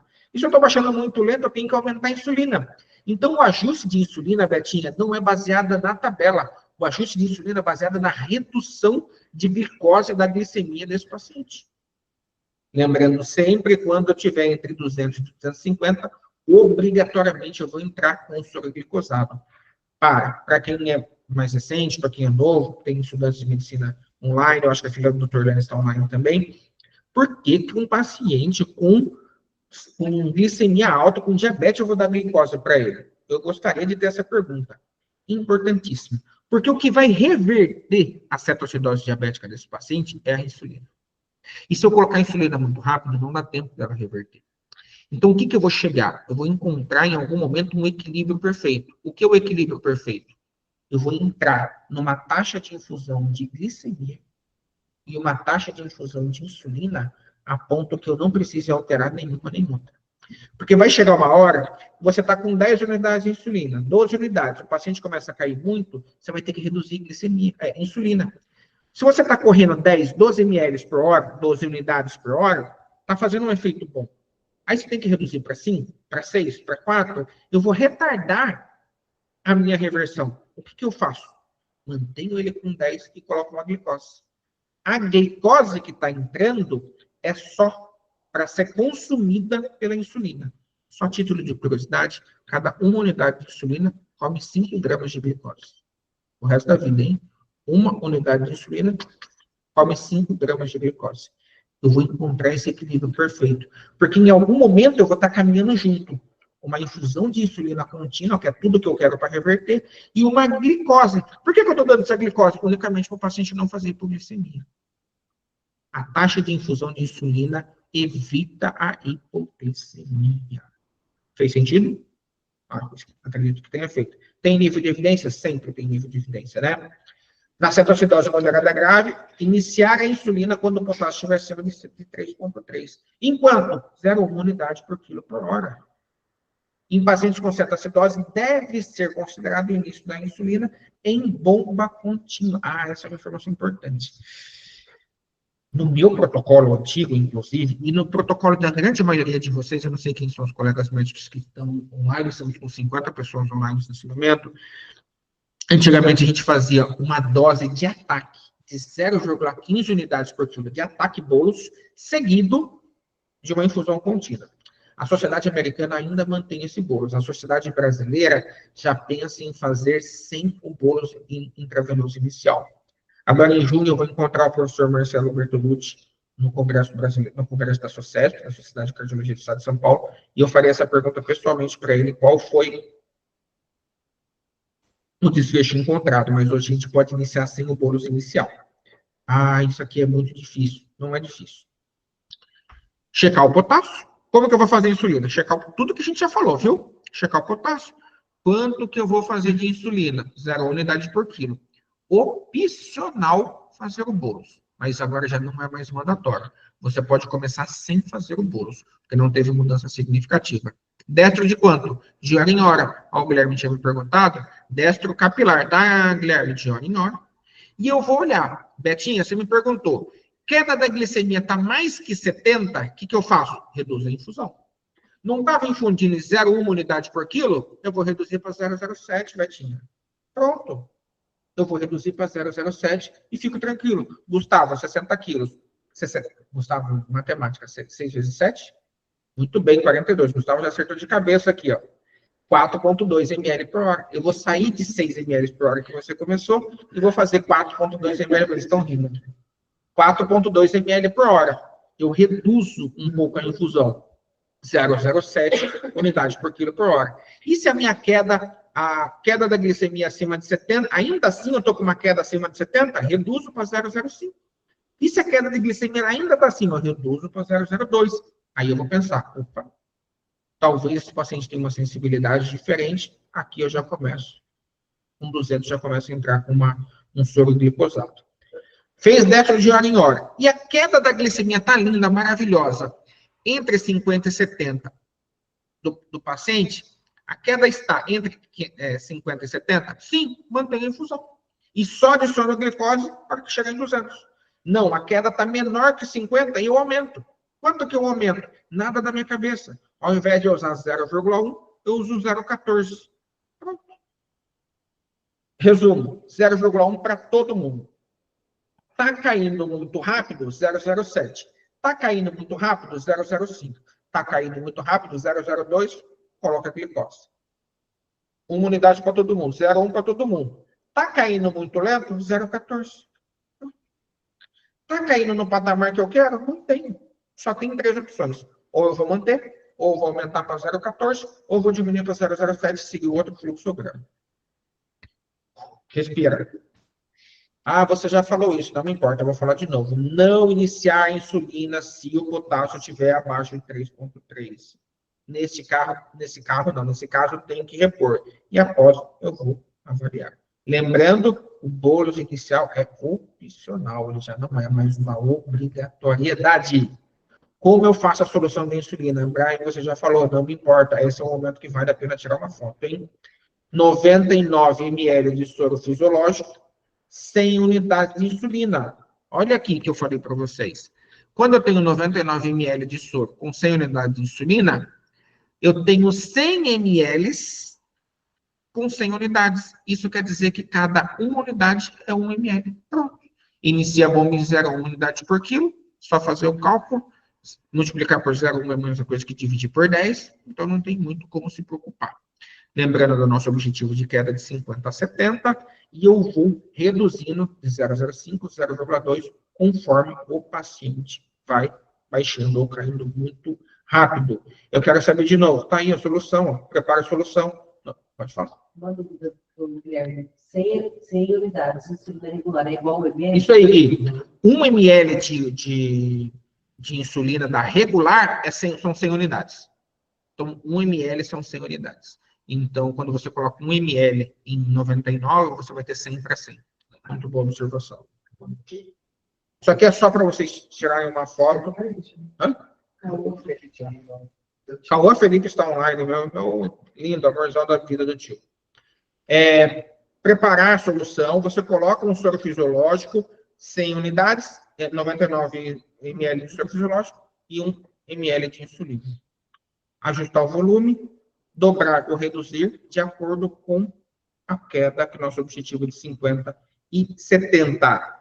Tudo que eu falei, eu coloquei aqui na supervisão alimentar. Tudo isso daqui é exatamente o que o professor Marcelo Bertolucci colocou. Redução abaixo de 50, aumenta a infusão. Redução entre 50 e 70, mantém a infusão. Redução maior que 70, reduz. Aumenta quanto? De 0,1 para 0,14. Diminui quanto? De 0,1 para 0,07, 0,05 ou 0,02. Respira. Essas informações são de fato importantes. Está acabando, viu? Garanto que agora está acabando mesmo. Informação importante da insulina. A insulina regular E os análogos de insulina, são essas novas, as partes, né? Essas novas insulinas, são igualmente eficazes. E por que eu escolho a insulina regular? Qual que é a escolha? Como que eu faço a escolha da insulina? Preferência da instituição. Qual a experiência clínica do médico e o custo? Eu sou um médico que trabalha no Einstein, lá nós usamos as partes, uso a Lispro. Tudo bem, sem problema. Manejo com as partes com a Lispro. O custo para o hospital não é um problema, não tem. Para nós preferimos a insulina regular, ao invés dos análogos, porque o custo é muito baixo, todo mundo está mais adaptado a trabalhar. A Flávia, que é a nossa gerente da farmácia, a nossa coordenadora da farmácia, nós tivemos um problema grande, que a gente não conseguiu comprar insulina uns 2 meses atrás, acabou a insulina, não é quanto da Unimed, não, nacional mesmo, nós tivemos um estoque reduzido de insulina, nós tivemos que manejar alguns dos nossos protocolos. Detalhe importante, isso é muito para a equipe de enfermagem. Não caiu de 50 a 70 na primeira hora, verifica o acesso, vê se o acesso está ok, se não está indo para o subcutâneo, se não está caindo, se o acesso não está legal. Outra importante, a absorção da insulina no equipo. Quem é experiente, eu estou com 3 enfermeiros extremamente experientes, eles têm mais tempo que eu de Unimed, eles têm uma formação muito grande, eles já sabem que a gente tem que desprezar.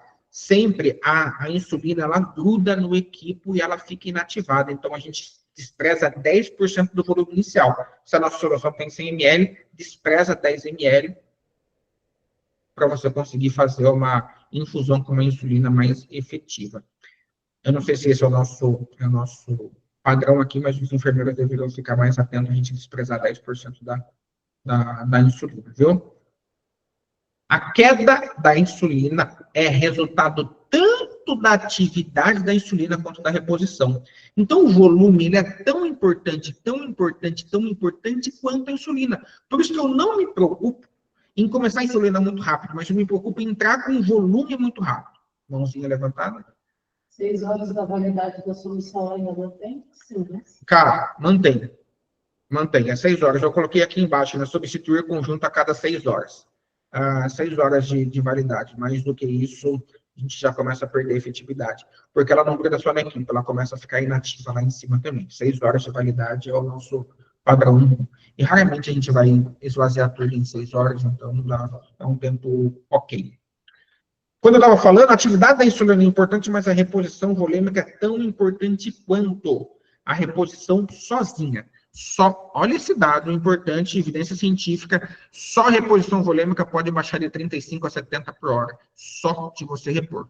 Por conta da expansão do líquido extracelular, você reduz a osmolaridade plasmática, você aumenta a perda urinária, porque você melhora a perfusão renal. O paciente com cetoacidose diabética, eu normalmente sondo esse paciente, que ele vai fazer 4 a 5 litros de diurese no paciente, porque a gente está infundindo muito líquido nele, e a diurese é clara, para quem já tratou, quem está na UTI com a gente, vê que a diurese é água pura, né? Porque você está hidratando ele muito. E você acaba reduzindo os hormônios do estresse, são esses o glucagon, o cortisol e o GH, que é o hormônio do crescimento. Acho que alguém perguntou isso, foi o Guilherme, lá no começo da aula. Olha aqui essa informação, Guilherme. Em pacientes com perfusão prejudicada, utilizando o sangue arterial ou venoso para medir a glicemia, ao invés de capilar. Tá vendo como se eu não tivesse falado isso várias vezes aqui, talvez não teria a mesma efetividade? Por isso que a repetição nos leva à excelência. Muito preocupante com a hipoglicemia, viu? Sempre, a hora que estiver entre 200 e 250, iniciamos o soro glicosado. Nós diminuímos a taxa de infusão de 0,02 a 0,05 por hora. E lembra que eu falei? Titular as 2 infusões. O que a gente mais quer, em algum momento, titular as 2. Porque o que eu mais quero evitar é evitar que a infusão da insulina seja desligada. Para eu evitar que a insulina seja desligada, eu começo uma glicose junto, porque eu vou ter uma insulina fazendo o seu papel na cetoacidose e uma glicose para ser consumida pela essa insulina que está sendo efetividade. Titular as 2 infusões é manejo difícil. Isso é feeling, isso é tempo, é hora de voo. Piloto de avião, ser médico é ser igual a um piloto de avião. São horas de voo. Quanto mais horas de plantão, mais calmo você vai ficar diante de uma tempestade. Quando que vai estar resolvido? Quando que eu falo que eu estou com um critério de resolução da cetoacidose? Glicemia abaixo de 200, pH maior que 7,3, bicarbonato maior que 18, anion gap menor que 12. Só. Lembrando, anion gap, pega o sódio, diminui o cloro do bicarbonato. Tem a segunda forma, sódio mais potássio, diminui o cloro do bicarbonato. O critério de resolução que ele coloca é interessante a gente controlar o fator precipitante, principalmente se é sepse, viu? Se você não controlar a sepse, o fator vai continuar sempre desencadeante. Assim que o paciente conseguiu se alimentar, o paciente está bem, a gente vai começar a fazer o esquema de insulina basal com a insulina humana de ação intermediária, que é a nossa insulina NPH. E quais são os nossos principais cuidados? Essa é uma informação muito importante. Quando que eu vou prescrever, quando eu faço a prescrição do esquema basal bolos, eu não desligo correndo a minha insulina IV. Por quê? Porque demora quase 2 horas para a NPH fazer efeito. Então, se eu estou numa infusão, eu já cheguei, o paciente já está com glicemia abaixo de 200, já está com pH maior que 7,3, já está com anion gap menor que 12, bicarbonato maior que 18, comeu, está tranquilo, está em paz. Eu vou começar a NPH, eu não posso começar a NPH e já desligar a bomba, porque a NPH demora 2 horas para fazer efeito. Então, o que eu faço? Aplico a NPH, mantenho o paciente em bomba por mais 2 horas, aí sim eu desligo a bomba. Esse é o tempo necessário para atingir o nível mínimo na subcutânea após a sua administração. Ah, você está falando isso da sua cabeça, você inventou 2 horas. Nível de evidência, meu lindão. 2 horas antes da suspensão para você começar a transição basal-bolos. Pronto. Eu não falo nada que não tenha evidência científica. Recomenda-se dividir a dose como? Como que eu faço basal-bolos? Quer não errar? 50-50. Pega 50% da dose para basal, 50% da dose para o bolos, e manda basal é a NPH e bolos é a regular, você não vai errar. 6-6, divide na metade, tá tudo certo. Detalhe, não tire isso da minha cabeça, isso sempre vai ter uma evidência científica. Lembrando sempre, quando suspender a bomba de insulina, paciente bem, exames mantidos em 2 horas depois da regular subcutânea, ou da NPH subcutânea, aí eu suspendo. Vai tranquilo, deixa dessa de 4 em 4 horas, sem se preocupar, bem na paz, bem sem grandes anormalidades. Tabela de correção de insulina, cada instituição tem a sua. Essa é a tabela de correção normal, é a tabela de correção que a sociedade dá, mas nós temos a tabela de correção. Aí sim, Betinha, aí faz sentido o que você perguntou. Sair da bomba de insulina, o paciente não está mais com a bomba de insulina, já está tranquilo, está no quarto, está na paz. Aí sim eu posso usar o nosso algoritmo, tá? Aí eu posso fazer a correção pelo nosso algoritmo. Olha que interessante. Se eu cheguei a fazer 10 unidades, o paciente está aqui, a hora que você aplicar 10 unidades, na hora você vai solicitar uma gasometria para saber se esse paciente não está voltando a fazer uma cetoacidose. Muito comum, viu? O paciente sai de uma cetoacidose, a gente não trata o direito, ele volta a fazer uma cetoacidose. A NPH, a insulina regular já está, o paciente já está com a insulina subcutânea regular, já está aceitando a dieta, aí eu iniciei a NPH, 0,5 unidade por quilo por dia. E o paciente que já usa a NPH de casa, você pega o que ele já usa de casa e faz um ajuste. Eu uso metade do que ele usa em casa para evitar hiperglicemia. Doutor, eu uso 20, 20, 20 em casa. Eu vou usar 10, 10, 10 aqui e vou esperar. Porque aqui ele não come igual come em casa. Em casa ele come tudo que ele quer, né? Aqui a gente tem um controle da nutrição um pouco mais rigoroso. Caso ele não sabe, a gente usa o que a diretriz manda, 0,5 unidades por quilo peso. Isso aqui é só uma tabelinha do que eu deveria fazer, como que eu faço, 50% da dose total, 50% da regular. Esse aqui é o paciente que vai fazer 2 vezes por dia. Quando ele vai fazer 2 vezes por dia, eu faço 50% da dose total, saúde. Eu faço 50% da NPH ao deitar e 50% da regular no pré-jantar. Bom, paciente que vai fazer 3 vezes por dia, você pode fazer 1/3 cedo, 1/3 em jejum, 1/3 no pré-almoço, 1/3 no pré-jantar. Lembra? Aqui, não sei se deu para vocês entenderem o que eu quis dizer. A regular e a NPH, eu faço 50% da regular no jejum e 50% da regular no pré-jantar. 50% da NPH no jejum, 50% da NPH ao deitar. Se eu for fazer 3 vezes por dia, 1/3 da regular no jejum, 1/3 da regular no pré-almoço, 1/3 da regular no pré-jantar. E eu mantenho 2 vezes da NPH. Ou eu quero fazer 3 vezes das 3. Tudo bem. 1/3, 1/3, 1/3, 1/3, 1/3, 1/3. Isso aí é para quem vai fazer principalmente postinho, viu? Se não quiser nunca errar, quem for trabalhar, esse aqui é o melhor jeito de você fazer uma tabela de insulina para o paciente. Essa é uma pergunta que vale ouro. Eu quero dar 3 chineladas em quem usar. Quando você usa bicarbonato na cetoacidose diabética? Não usa, não usa, não usa, não usa, não usa, não usa, não usa, não usa.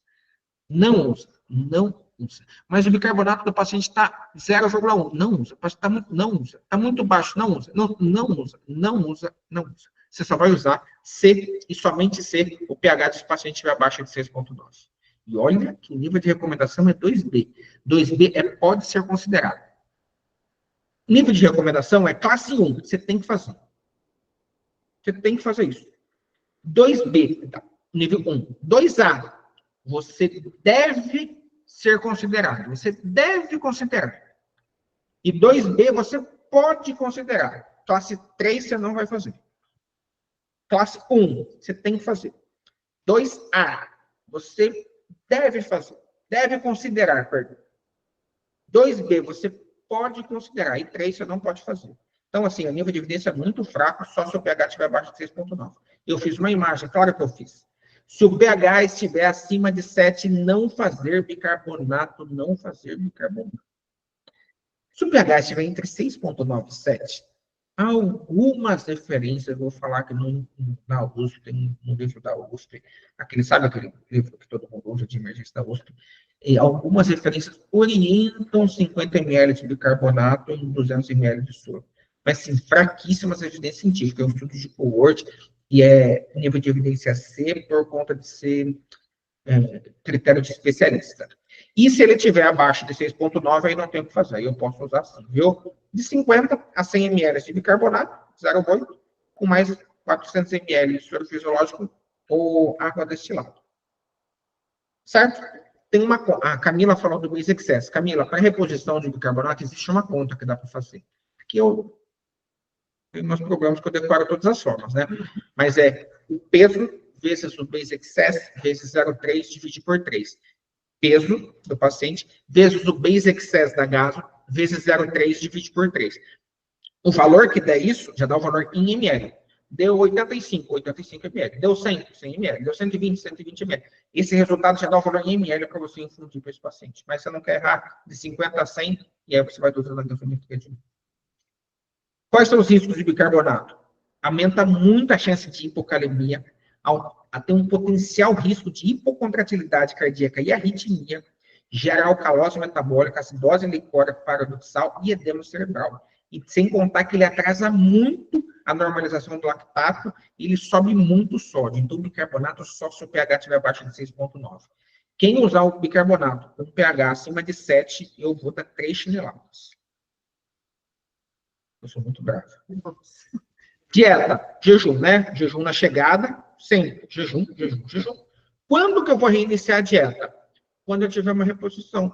Quando eu tiver resolvido. Glicemia abaixo de 200, pH maior que 7,3, bicarbonato acima de 15. Referência internacional acima de 18. O paciente está estável? Não está vomitando, tem ruído aéreo presente, está ok, está tudo normal, não tem nada de pancreatite, deixa ele comer, tranquilo, na paz. Vai terminar, acho que esses são os últimos slides. Por que eu deixei o edema cerebral? Porque o edema cerebral é muito importante, viu? Ele se desenvolve normalmente nas 12 primeiras horas. E o que o paciente vem? Ele tem uma piora progressiva muito rápida, um início muito grande de cefaleia, e a hora que você começa o tratamento, começa a piorar muito a dor de cabeça, começa a ficar agitado, irritado, confuso, ele já não começa mais a despertar, tem uma alteração do nível neurológico, e aí você não pode nem pensar. Esse paciente tem um risco enorme de edema cerebral. Esse paciente pode gerar, inclusive, algo que a gente chama de tríade de Cushing. Anota. O que é a tríade de Cushing? É diferente da doença de Cushing, né? Aumento da pressão arterial, bradicardia e depressão respiratória. Isso é um grande sinal de edema cerebral. Ele é um sinal tardio, mas ele é muito importante. Tive sinal de edema cerebral. O que eu faço? Manitol. Quanto? 0,25 a 0,5 grama por quilo. É só isso. Deixei esse dado importante porque esse dado é fundamental. E às vezes no caos a gente vai precisar dele. O que é essa tabelinha? Eu desci agora, gente, eu cheguei agora no hospital, desci não tem para pegar essa tabelinha, eu só apaguei o nome do paciente. Eu fiz essa tabela e deixei lá no meu computador, no computador lá da UTI, onde eu uso. Por quê? Todas as vezes que chega um paciente com cetoacidose, eu uso essa tabela. Eu mesmo criei no Excel, no Word, acho que está essa tabela.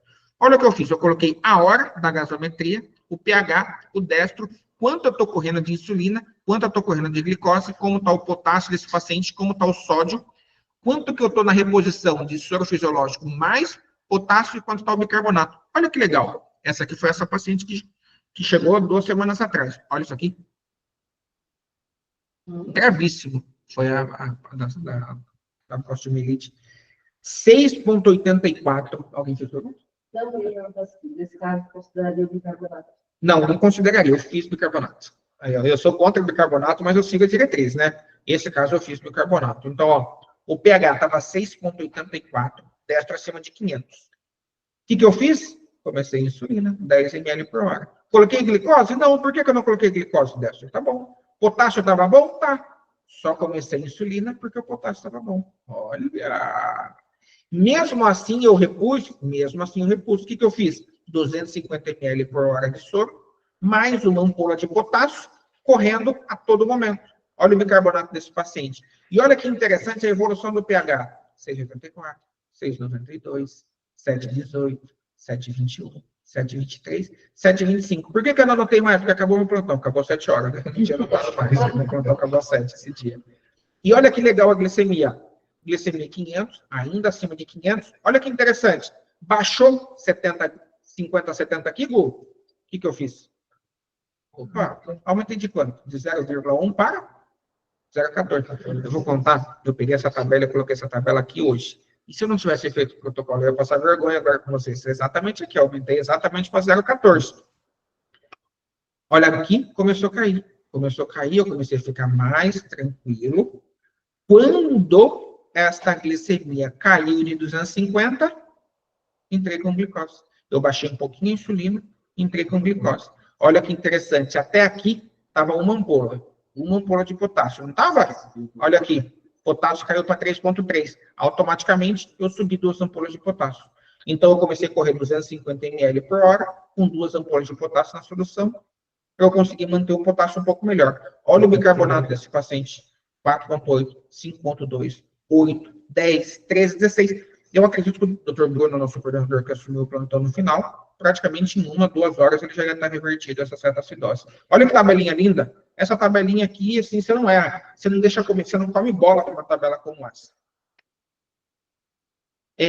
Acho que esse aqui provavelmente deve ser o último slide da aula. Aqui eu só coloquei os ciclos de insulina, o Alisson, não sei se o Alisson está presente ou não, mas essa tabela eu conversei com ele sobre quais são as ações.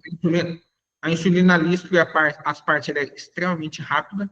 A nossa regular, ela tem um tempo de ação de 2 horas e acaba em 8, 10 horas. A NPH tem um tempo de ação cerca de 18 horas, um tempo máximo, um tempo de pico dela. Ela não faz grandes picos, mas ela faz um pico entre 10 horas. E a vantagem das de longa é que elas não fazem pico. Elas não fazem pico. Essa aqui é só para vocês conhecerem as principais insulinas que nós temos disponíveis. Ufa, mensagem final. Quanto tempo, filho? Nossa, uma hora e meia, viu? Pesado, desculpa, gente. 40 guerreiros online. Muito bom, viu? Obrigado, viu, gente? Vocês têm ficado. É muito difícil. Eu vou contar. Eu me dediquei muito para essa aula, cara. Essa aula foi muito difícil. Não é fácil de se fazer. É um desafio muito grande. Eu vou fazer até um desabafo aqui, assim. Sentar aqui não é fácil, cara. Se vocês acham que sentar aqui é só vir aqui dar aula, não é. Eu tenho que estar extremamente preparado. Eu tenho que saber absolutamente tudo. Qualquer pergunta que vocês fizerem, eu tenho que estar aqui para responder. Eu tenho que saber as últimas diretrizes. Eu tenho que pesquisar muito. Eu tenho que buscar muitas evidências. Eu tenho que estruturar muito. É muito difícil. Mas é para ser. E sem contar que eu faço tudo isso tocando uma vida caótica. Eu trabalho em outros tais, meu consultório, com a graça do Senhor Jesus, é lotado, trabalho em Araçariguama, eu tenho tudo. Imagine toda a minha rotina caótica, ainda no meio disso eu paro para fazer isso por vocês. Fiquei ontem até a madrugada, tem pessoas que conversaram comigo durante a madrugada, sabiam que eu estava lá, e eu deixo assim para vocês que eu sei o preço do sucesso. Dedicação, trabalho duro, e uma incessante devoção às coisas que você quer ver acontecer. Eu quero ver acontecer. Eu faço questão de ver esse hospital melhor. Eu luto para esse hospital estar melhor. Eu luto para ter um hospital melhor, para ter um hospital mais qualificado, com uma equipe médica mais qualificada, com uma equipe de enfermagem mais qualificada, equipe de físico mais qualificada. É muito por vocês. Às vezes as pessoas não vão reconhecer, as pessoas não vão valorizar, tem muita gente que nem olha nessa, não entra nessa aula, tem muita gente que não se importa com o que a gente faz. Eu vou estar aqui, todas as últimas quintas-feiras do mês, batendo um papo com vocês, com o maior amor do mundo. É isso que eu tinha para falar para vocês. 29 aqui, sinal, tá? 6. Tá bom. Doutor, quer fazer uma pergunta? Calma aí que eu vou finalizar aqui, Gui. Daí, calma aí. Aqui nossas referências. Eu tenho que encerrar aqui, calma aí, que eu não lembro como é. Calma aí. Parar a apresentação. Deixa eu ver. Olá, povo! Vagnão, agora que eu dá para falar com um pouco de todo mundo, Joselinho, Vagnão, doutor Maurício, doutora Marilice, Patrícia Baceto, a mais pé frio que existe na UTI, doutora Ana Laura Locatelli, obrigado pela sua participação também. Ana Luísa Spinelli, a filha do doutor Lênis está aí, um prazer ter você aí, Ana. Eu sei, a doutora Ana está no 2º ano da Faculdade de Medicina, eu acho que foi pesada a aula para você, mas era importante você estar aqui. Camila, doutor Daniel, um excelente médico. Maria Eduarda Corazares. Maria, faz uma pergunta aí, que essa foi difícil. Que isso, cara, foi um prazer, viu? Eliane, Elizabeth, Estelinha da Fabinho, Fábio Domingos. Fábio, muito bom, viu? Eu falei para você que ia estar um pouquinho pesada a aula, mas foi uma aula importante. Fernanda, de novo, assim, em público eu te agradeço, viu? Parabéns pelo que você tem feito, pela sua dedicação. Celder, Guilherme Projetos fez bastante, Jimena, José, Júlia Grignoli, minha prima, Júlia está se formando, acho que é mês que vem que a Júlia se forma, vai ser uma honra ter você aí com a gente, viu, Jô? Honra esse sobrenome seu aí, porque vale muito a pena. Marcele, doutora Márcia, se você quiser falar alguma coisa, por favor, sinta-se à vontade. Todas as vezes que eu vejo, eu sempre vou falar, a doutora Márcia foi a responsável de eu estar dentro da Unimed, foi ela que abriu as portas para mim, então eu sou eternamente grato por ela. Doutora Marilice, Natasha, Patrícia, doutora Régia, conversamos um pouco, doutor Ricardo está sempre em todas as aulas, isso é muito bom, viu? Sueli é uma coleguíssima, amiguíssima minha, eu tenho a honra de frequentar a casa da Sueli, prazer ter vocês todos comigo, deixa eu abrir o chat, que eu não sei, não sou muito bom, senão, vamos lá. Sueli, vou abrir todas aqui, vamos lá. Pode falar, Guilherme, você tem 2 dúvidas, pode falar. Doutora Márcia, Saudão, Jujuba. Oi, doutor, tudo bem? Tudo Prazer. bem, graças a Deus. Joia. Estou falando aqui de Guarulhos. Prazerzão, valeu pela aula. Para mim é um tema muito Pesada, né, Gui? Então, para mim é um tema muito complicado, mas eu acho que foi a melhor aula que eu tive. Acho que foi muito didática. Amém. Eu trabalho na enfermaria, né, numa UPA aqui em São Paulo. E a minha dúvida era quando você falou na fórmula, logo no início, da osmolaridade, não era sobre 6 em vez de ser 2,8? O Gui, eu também vou falar para você, minha vida toda eu usei a fórmula ureia sobre 6. E eu vou contar, o protocolo de cetoacidose da Unimed, o de 2023, foi eu que fiz, e o cálculo da osmolaridade sempre foi ureia sobre 6, glicemia sobre 18, 2 vezes sódio, glicemia sobre 18, ureia sobre 6. Cara, a diretriz mudou, colocou 2,8 mesmo. E eu fui checar em várias vezes, viu? Foi coisa recente. É recente, quer ver? Ó? Calma aí que eu vou compartilhar minha tela, eu vou abrir a diretriz. Aguenta aí. Fiquem aí, eu vou abrir a Até que diretriz. na parte de hipernatremia ou hiponatremia, que a gente às vezes usa para calcular a osmolaridade sérica. Eu vou falar que eu fiquei ressabiado também, eu acho que talvez a minha imagem não esteja mais aparecendo aí, mas eu fiquei da mesma maneira que você ficou, eu vou falar que eu também fiquei, porque na minha mente sempre foi sobre 6, e nessa última área de diretriz ficou 2,8, então eu alterei praticamente todos os meus slides, fiz todas as aulas para achar, mas calma aí que eu vou achar, fiquem aí, se alguém quiser mais alguma coisa. Não está aparecendo, acho que a minha foto, mas não, está aparecendo alguma coisa. Tá? E a minha tela não, né? Não, eu vou achar aqui que eu estou com a diretriz aberta. E aí eu já vou te dar essa resposta do cálculo aqui. Tem uma imagem em azul que está aqui todos os cálculos. Calma aí. Se alguém tiver mais alguma pergunta, pode fazer. Aqui, eu vou abrir aqui. Vamos lá. Guilherme, fica online aí que eu vou compartilhar minha tela de novo, tá? Compartilhar. Aqui. Olha aqui, Gui. Deixa eu até ver que página aqui. Eu estou na 7. Esse daqui é a diretriz, cara. A diretriz do professor Marcelo Bertolucci, mesmo, de 27/3/23. Na sociedade, ó, ele até colocou a diretriz 2024. Quando eu vou lá na página 7, eu posso te mandar. Isso aí é fácil de pegar no Mine, né? Mas se você quiser, eu te mando. Olha aqui, ó. Cálculos necessários na cetoacidose. E ele me coloca o ureia sobre 2,8 mesmo, viu? Fez sentido agora, doutor. Mudou agora, não era 2 vezes de sódio, mais glicemia sobre 18, mais ureia sobre 2,8. E a vida toda eu usei ureia sobre 6, mas foi uma mudança de agora. Deixa eu te falar mais uma coisa. Em questão, você falou da parte do glicemia contra corrigindo de 200 e 250. Eu uso o soro glicosado. Aí eu fiquei na dúvida, porque eu nunca tinha visto essa parte do sódio corrigido. Eu tive a impressão que você vai usar o soro glicosado porque ele não tem sódio, simplesmente por isso. Não, Igor. Vou contar uma coisa para você. O soro glicosado, eu estou entrando aqui para esse paciente pensando única e exclusivamente na glicemia dele. É porque eu não quero, imagine que a glicemia está caindo, em algum momento eu vou ter que tirar a insulina, e eu não quero tirar a insulina. Para eu não tirar a insulina, eu vou ter que dar glicose para esse paciente. A glicose, nesse momento, não é por conta do sódio. A glicose, nesse momento, é para a insulina e a glicose caminhar lado a lado. O que é o sódio corrigido? O sódio corrigido é que o sódio ele é falseado pela glicemia, porque ele usa os mesmos carreadores renais. Então, como que eu faço o cálculo? Para eu saber o sódio corrigido, para eu saber se eu vou manter a infusão da hidratação desse paciente com soro a 0,9%, eu vou ver se o sódio corrigido é abaixo de 135. Se o sódio corrigido for acima de 135, eu vou colocar 0,45. Aí eu faço um soro ao meio, só para eu não fazer uma sobrecarga clorêmica. O nosso maior problema é sódio e cloro nessa brincadeira. Então, ó, pensa no seguinte.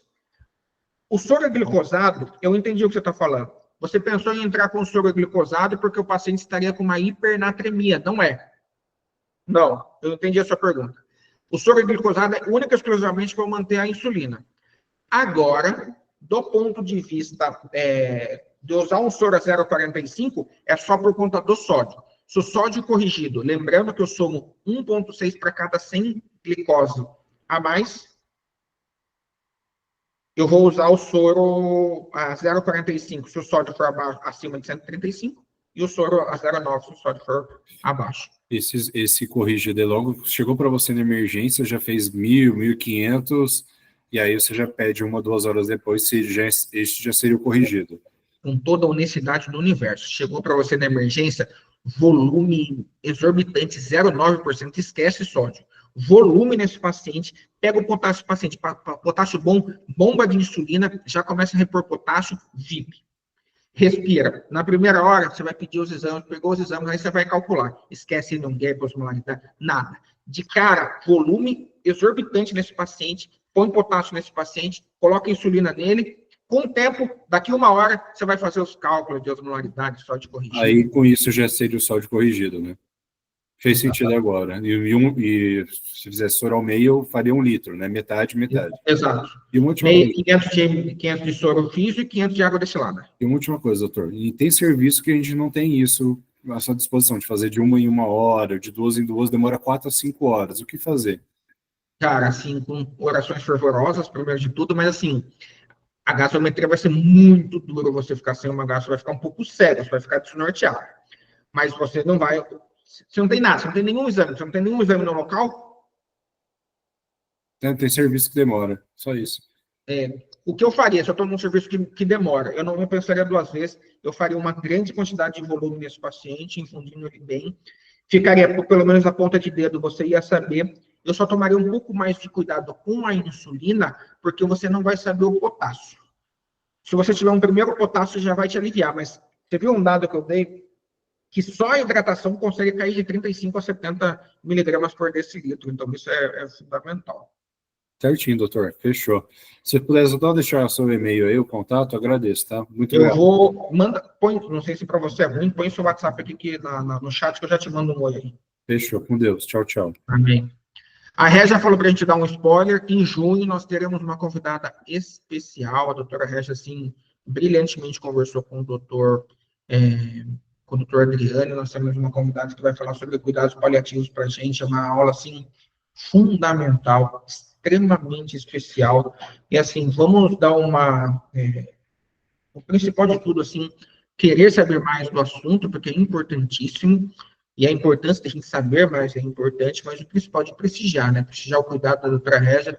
Eu vou falar, ela e o doutor Marco Acar são os dois que encabeçam os cuidados paliativos do hospital, isso é importantíssimo.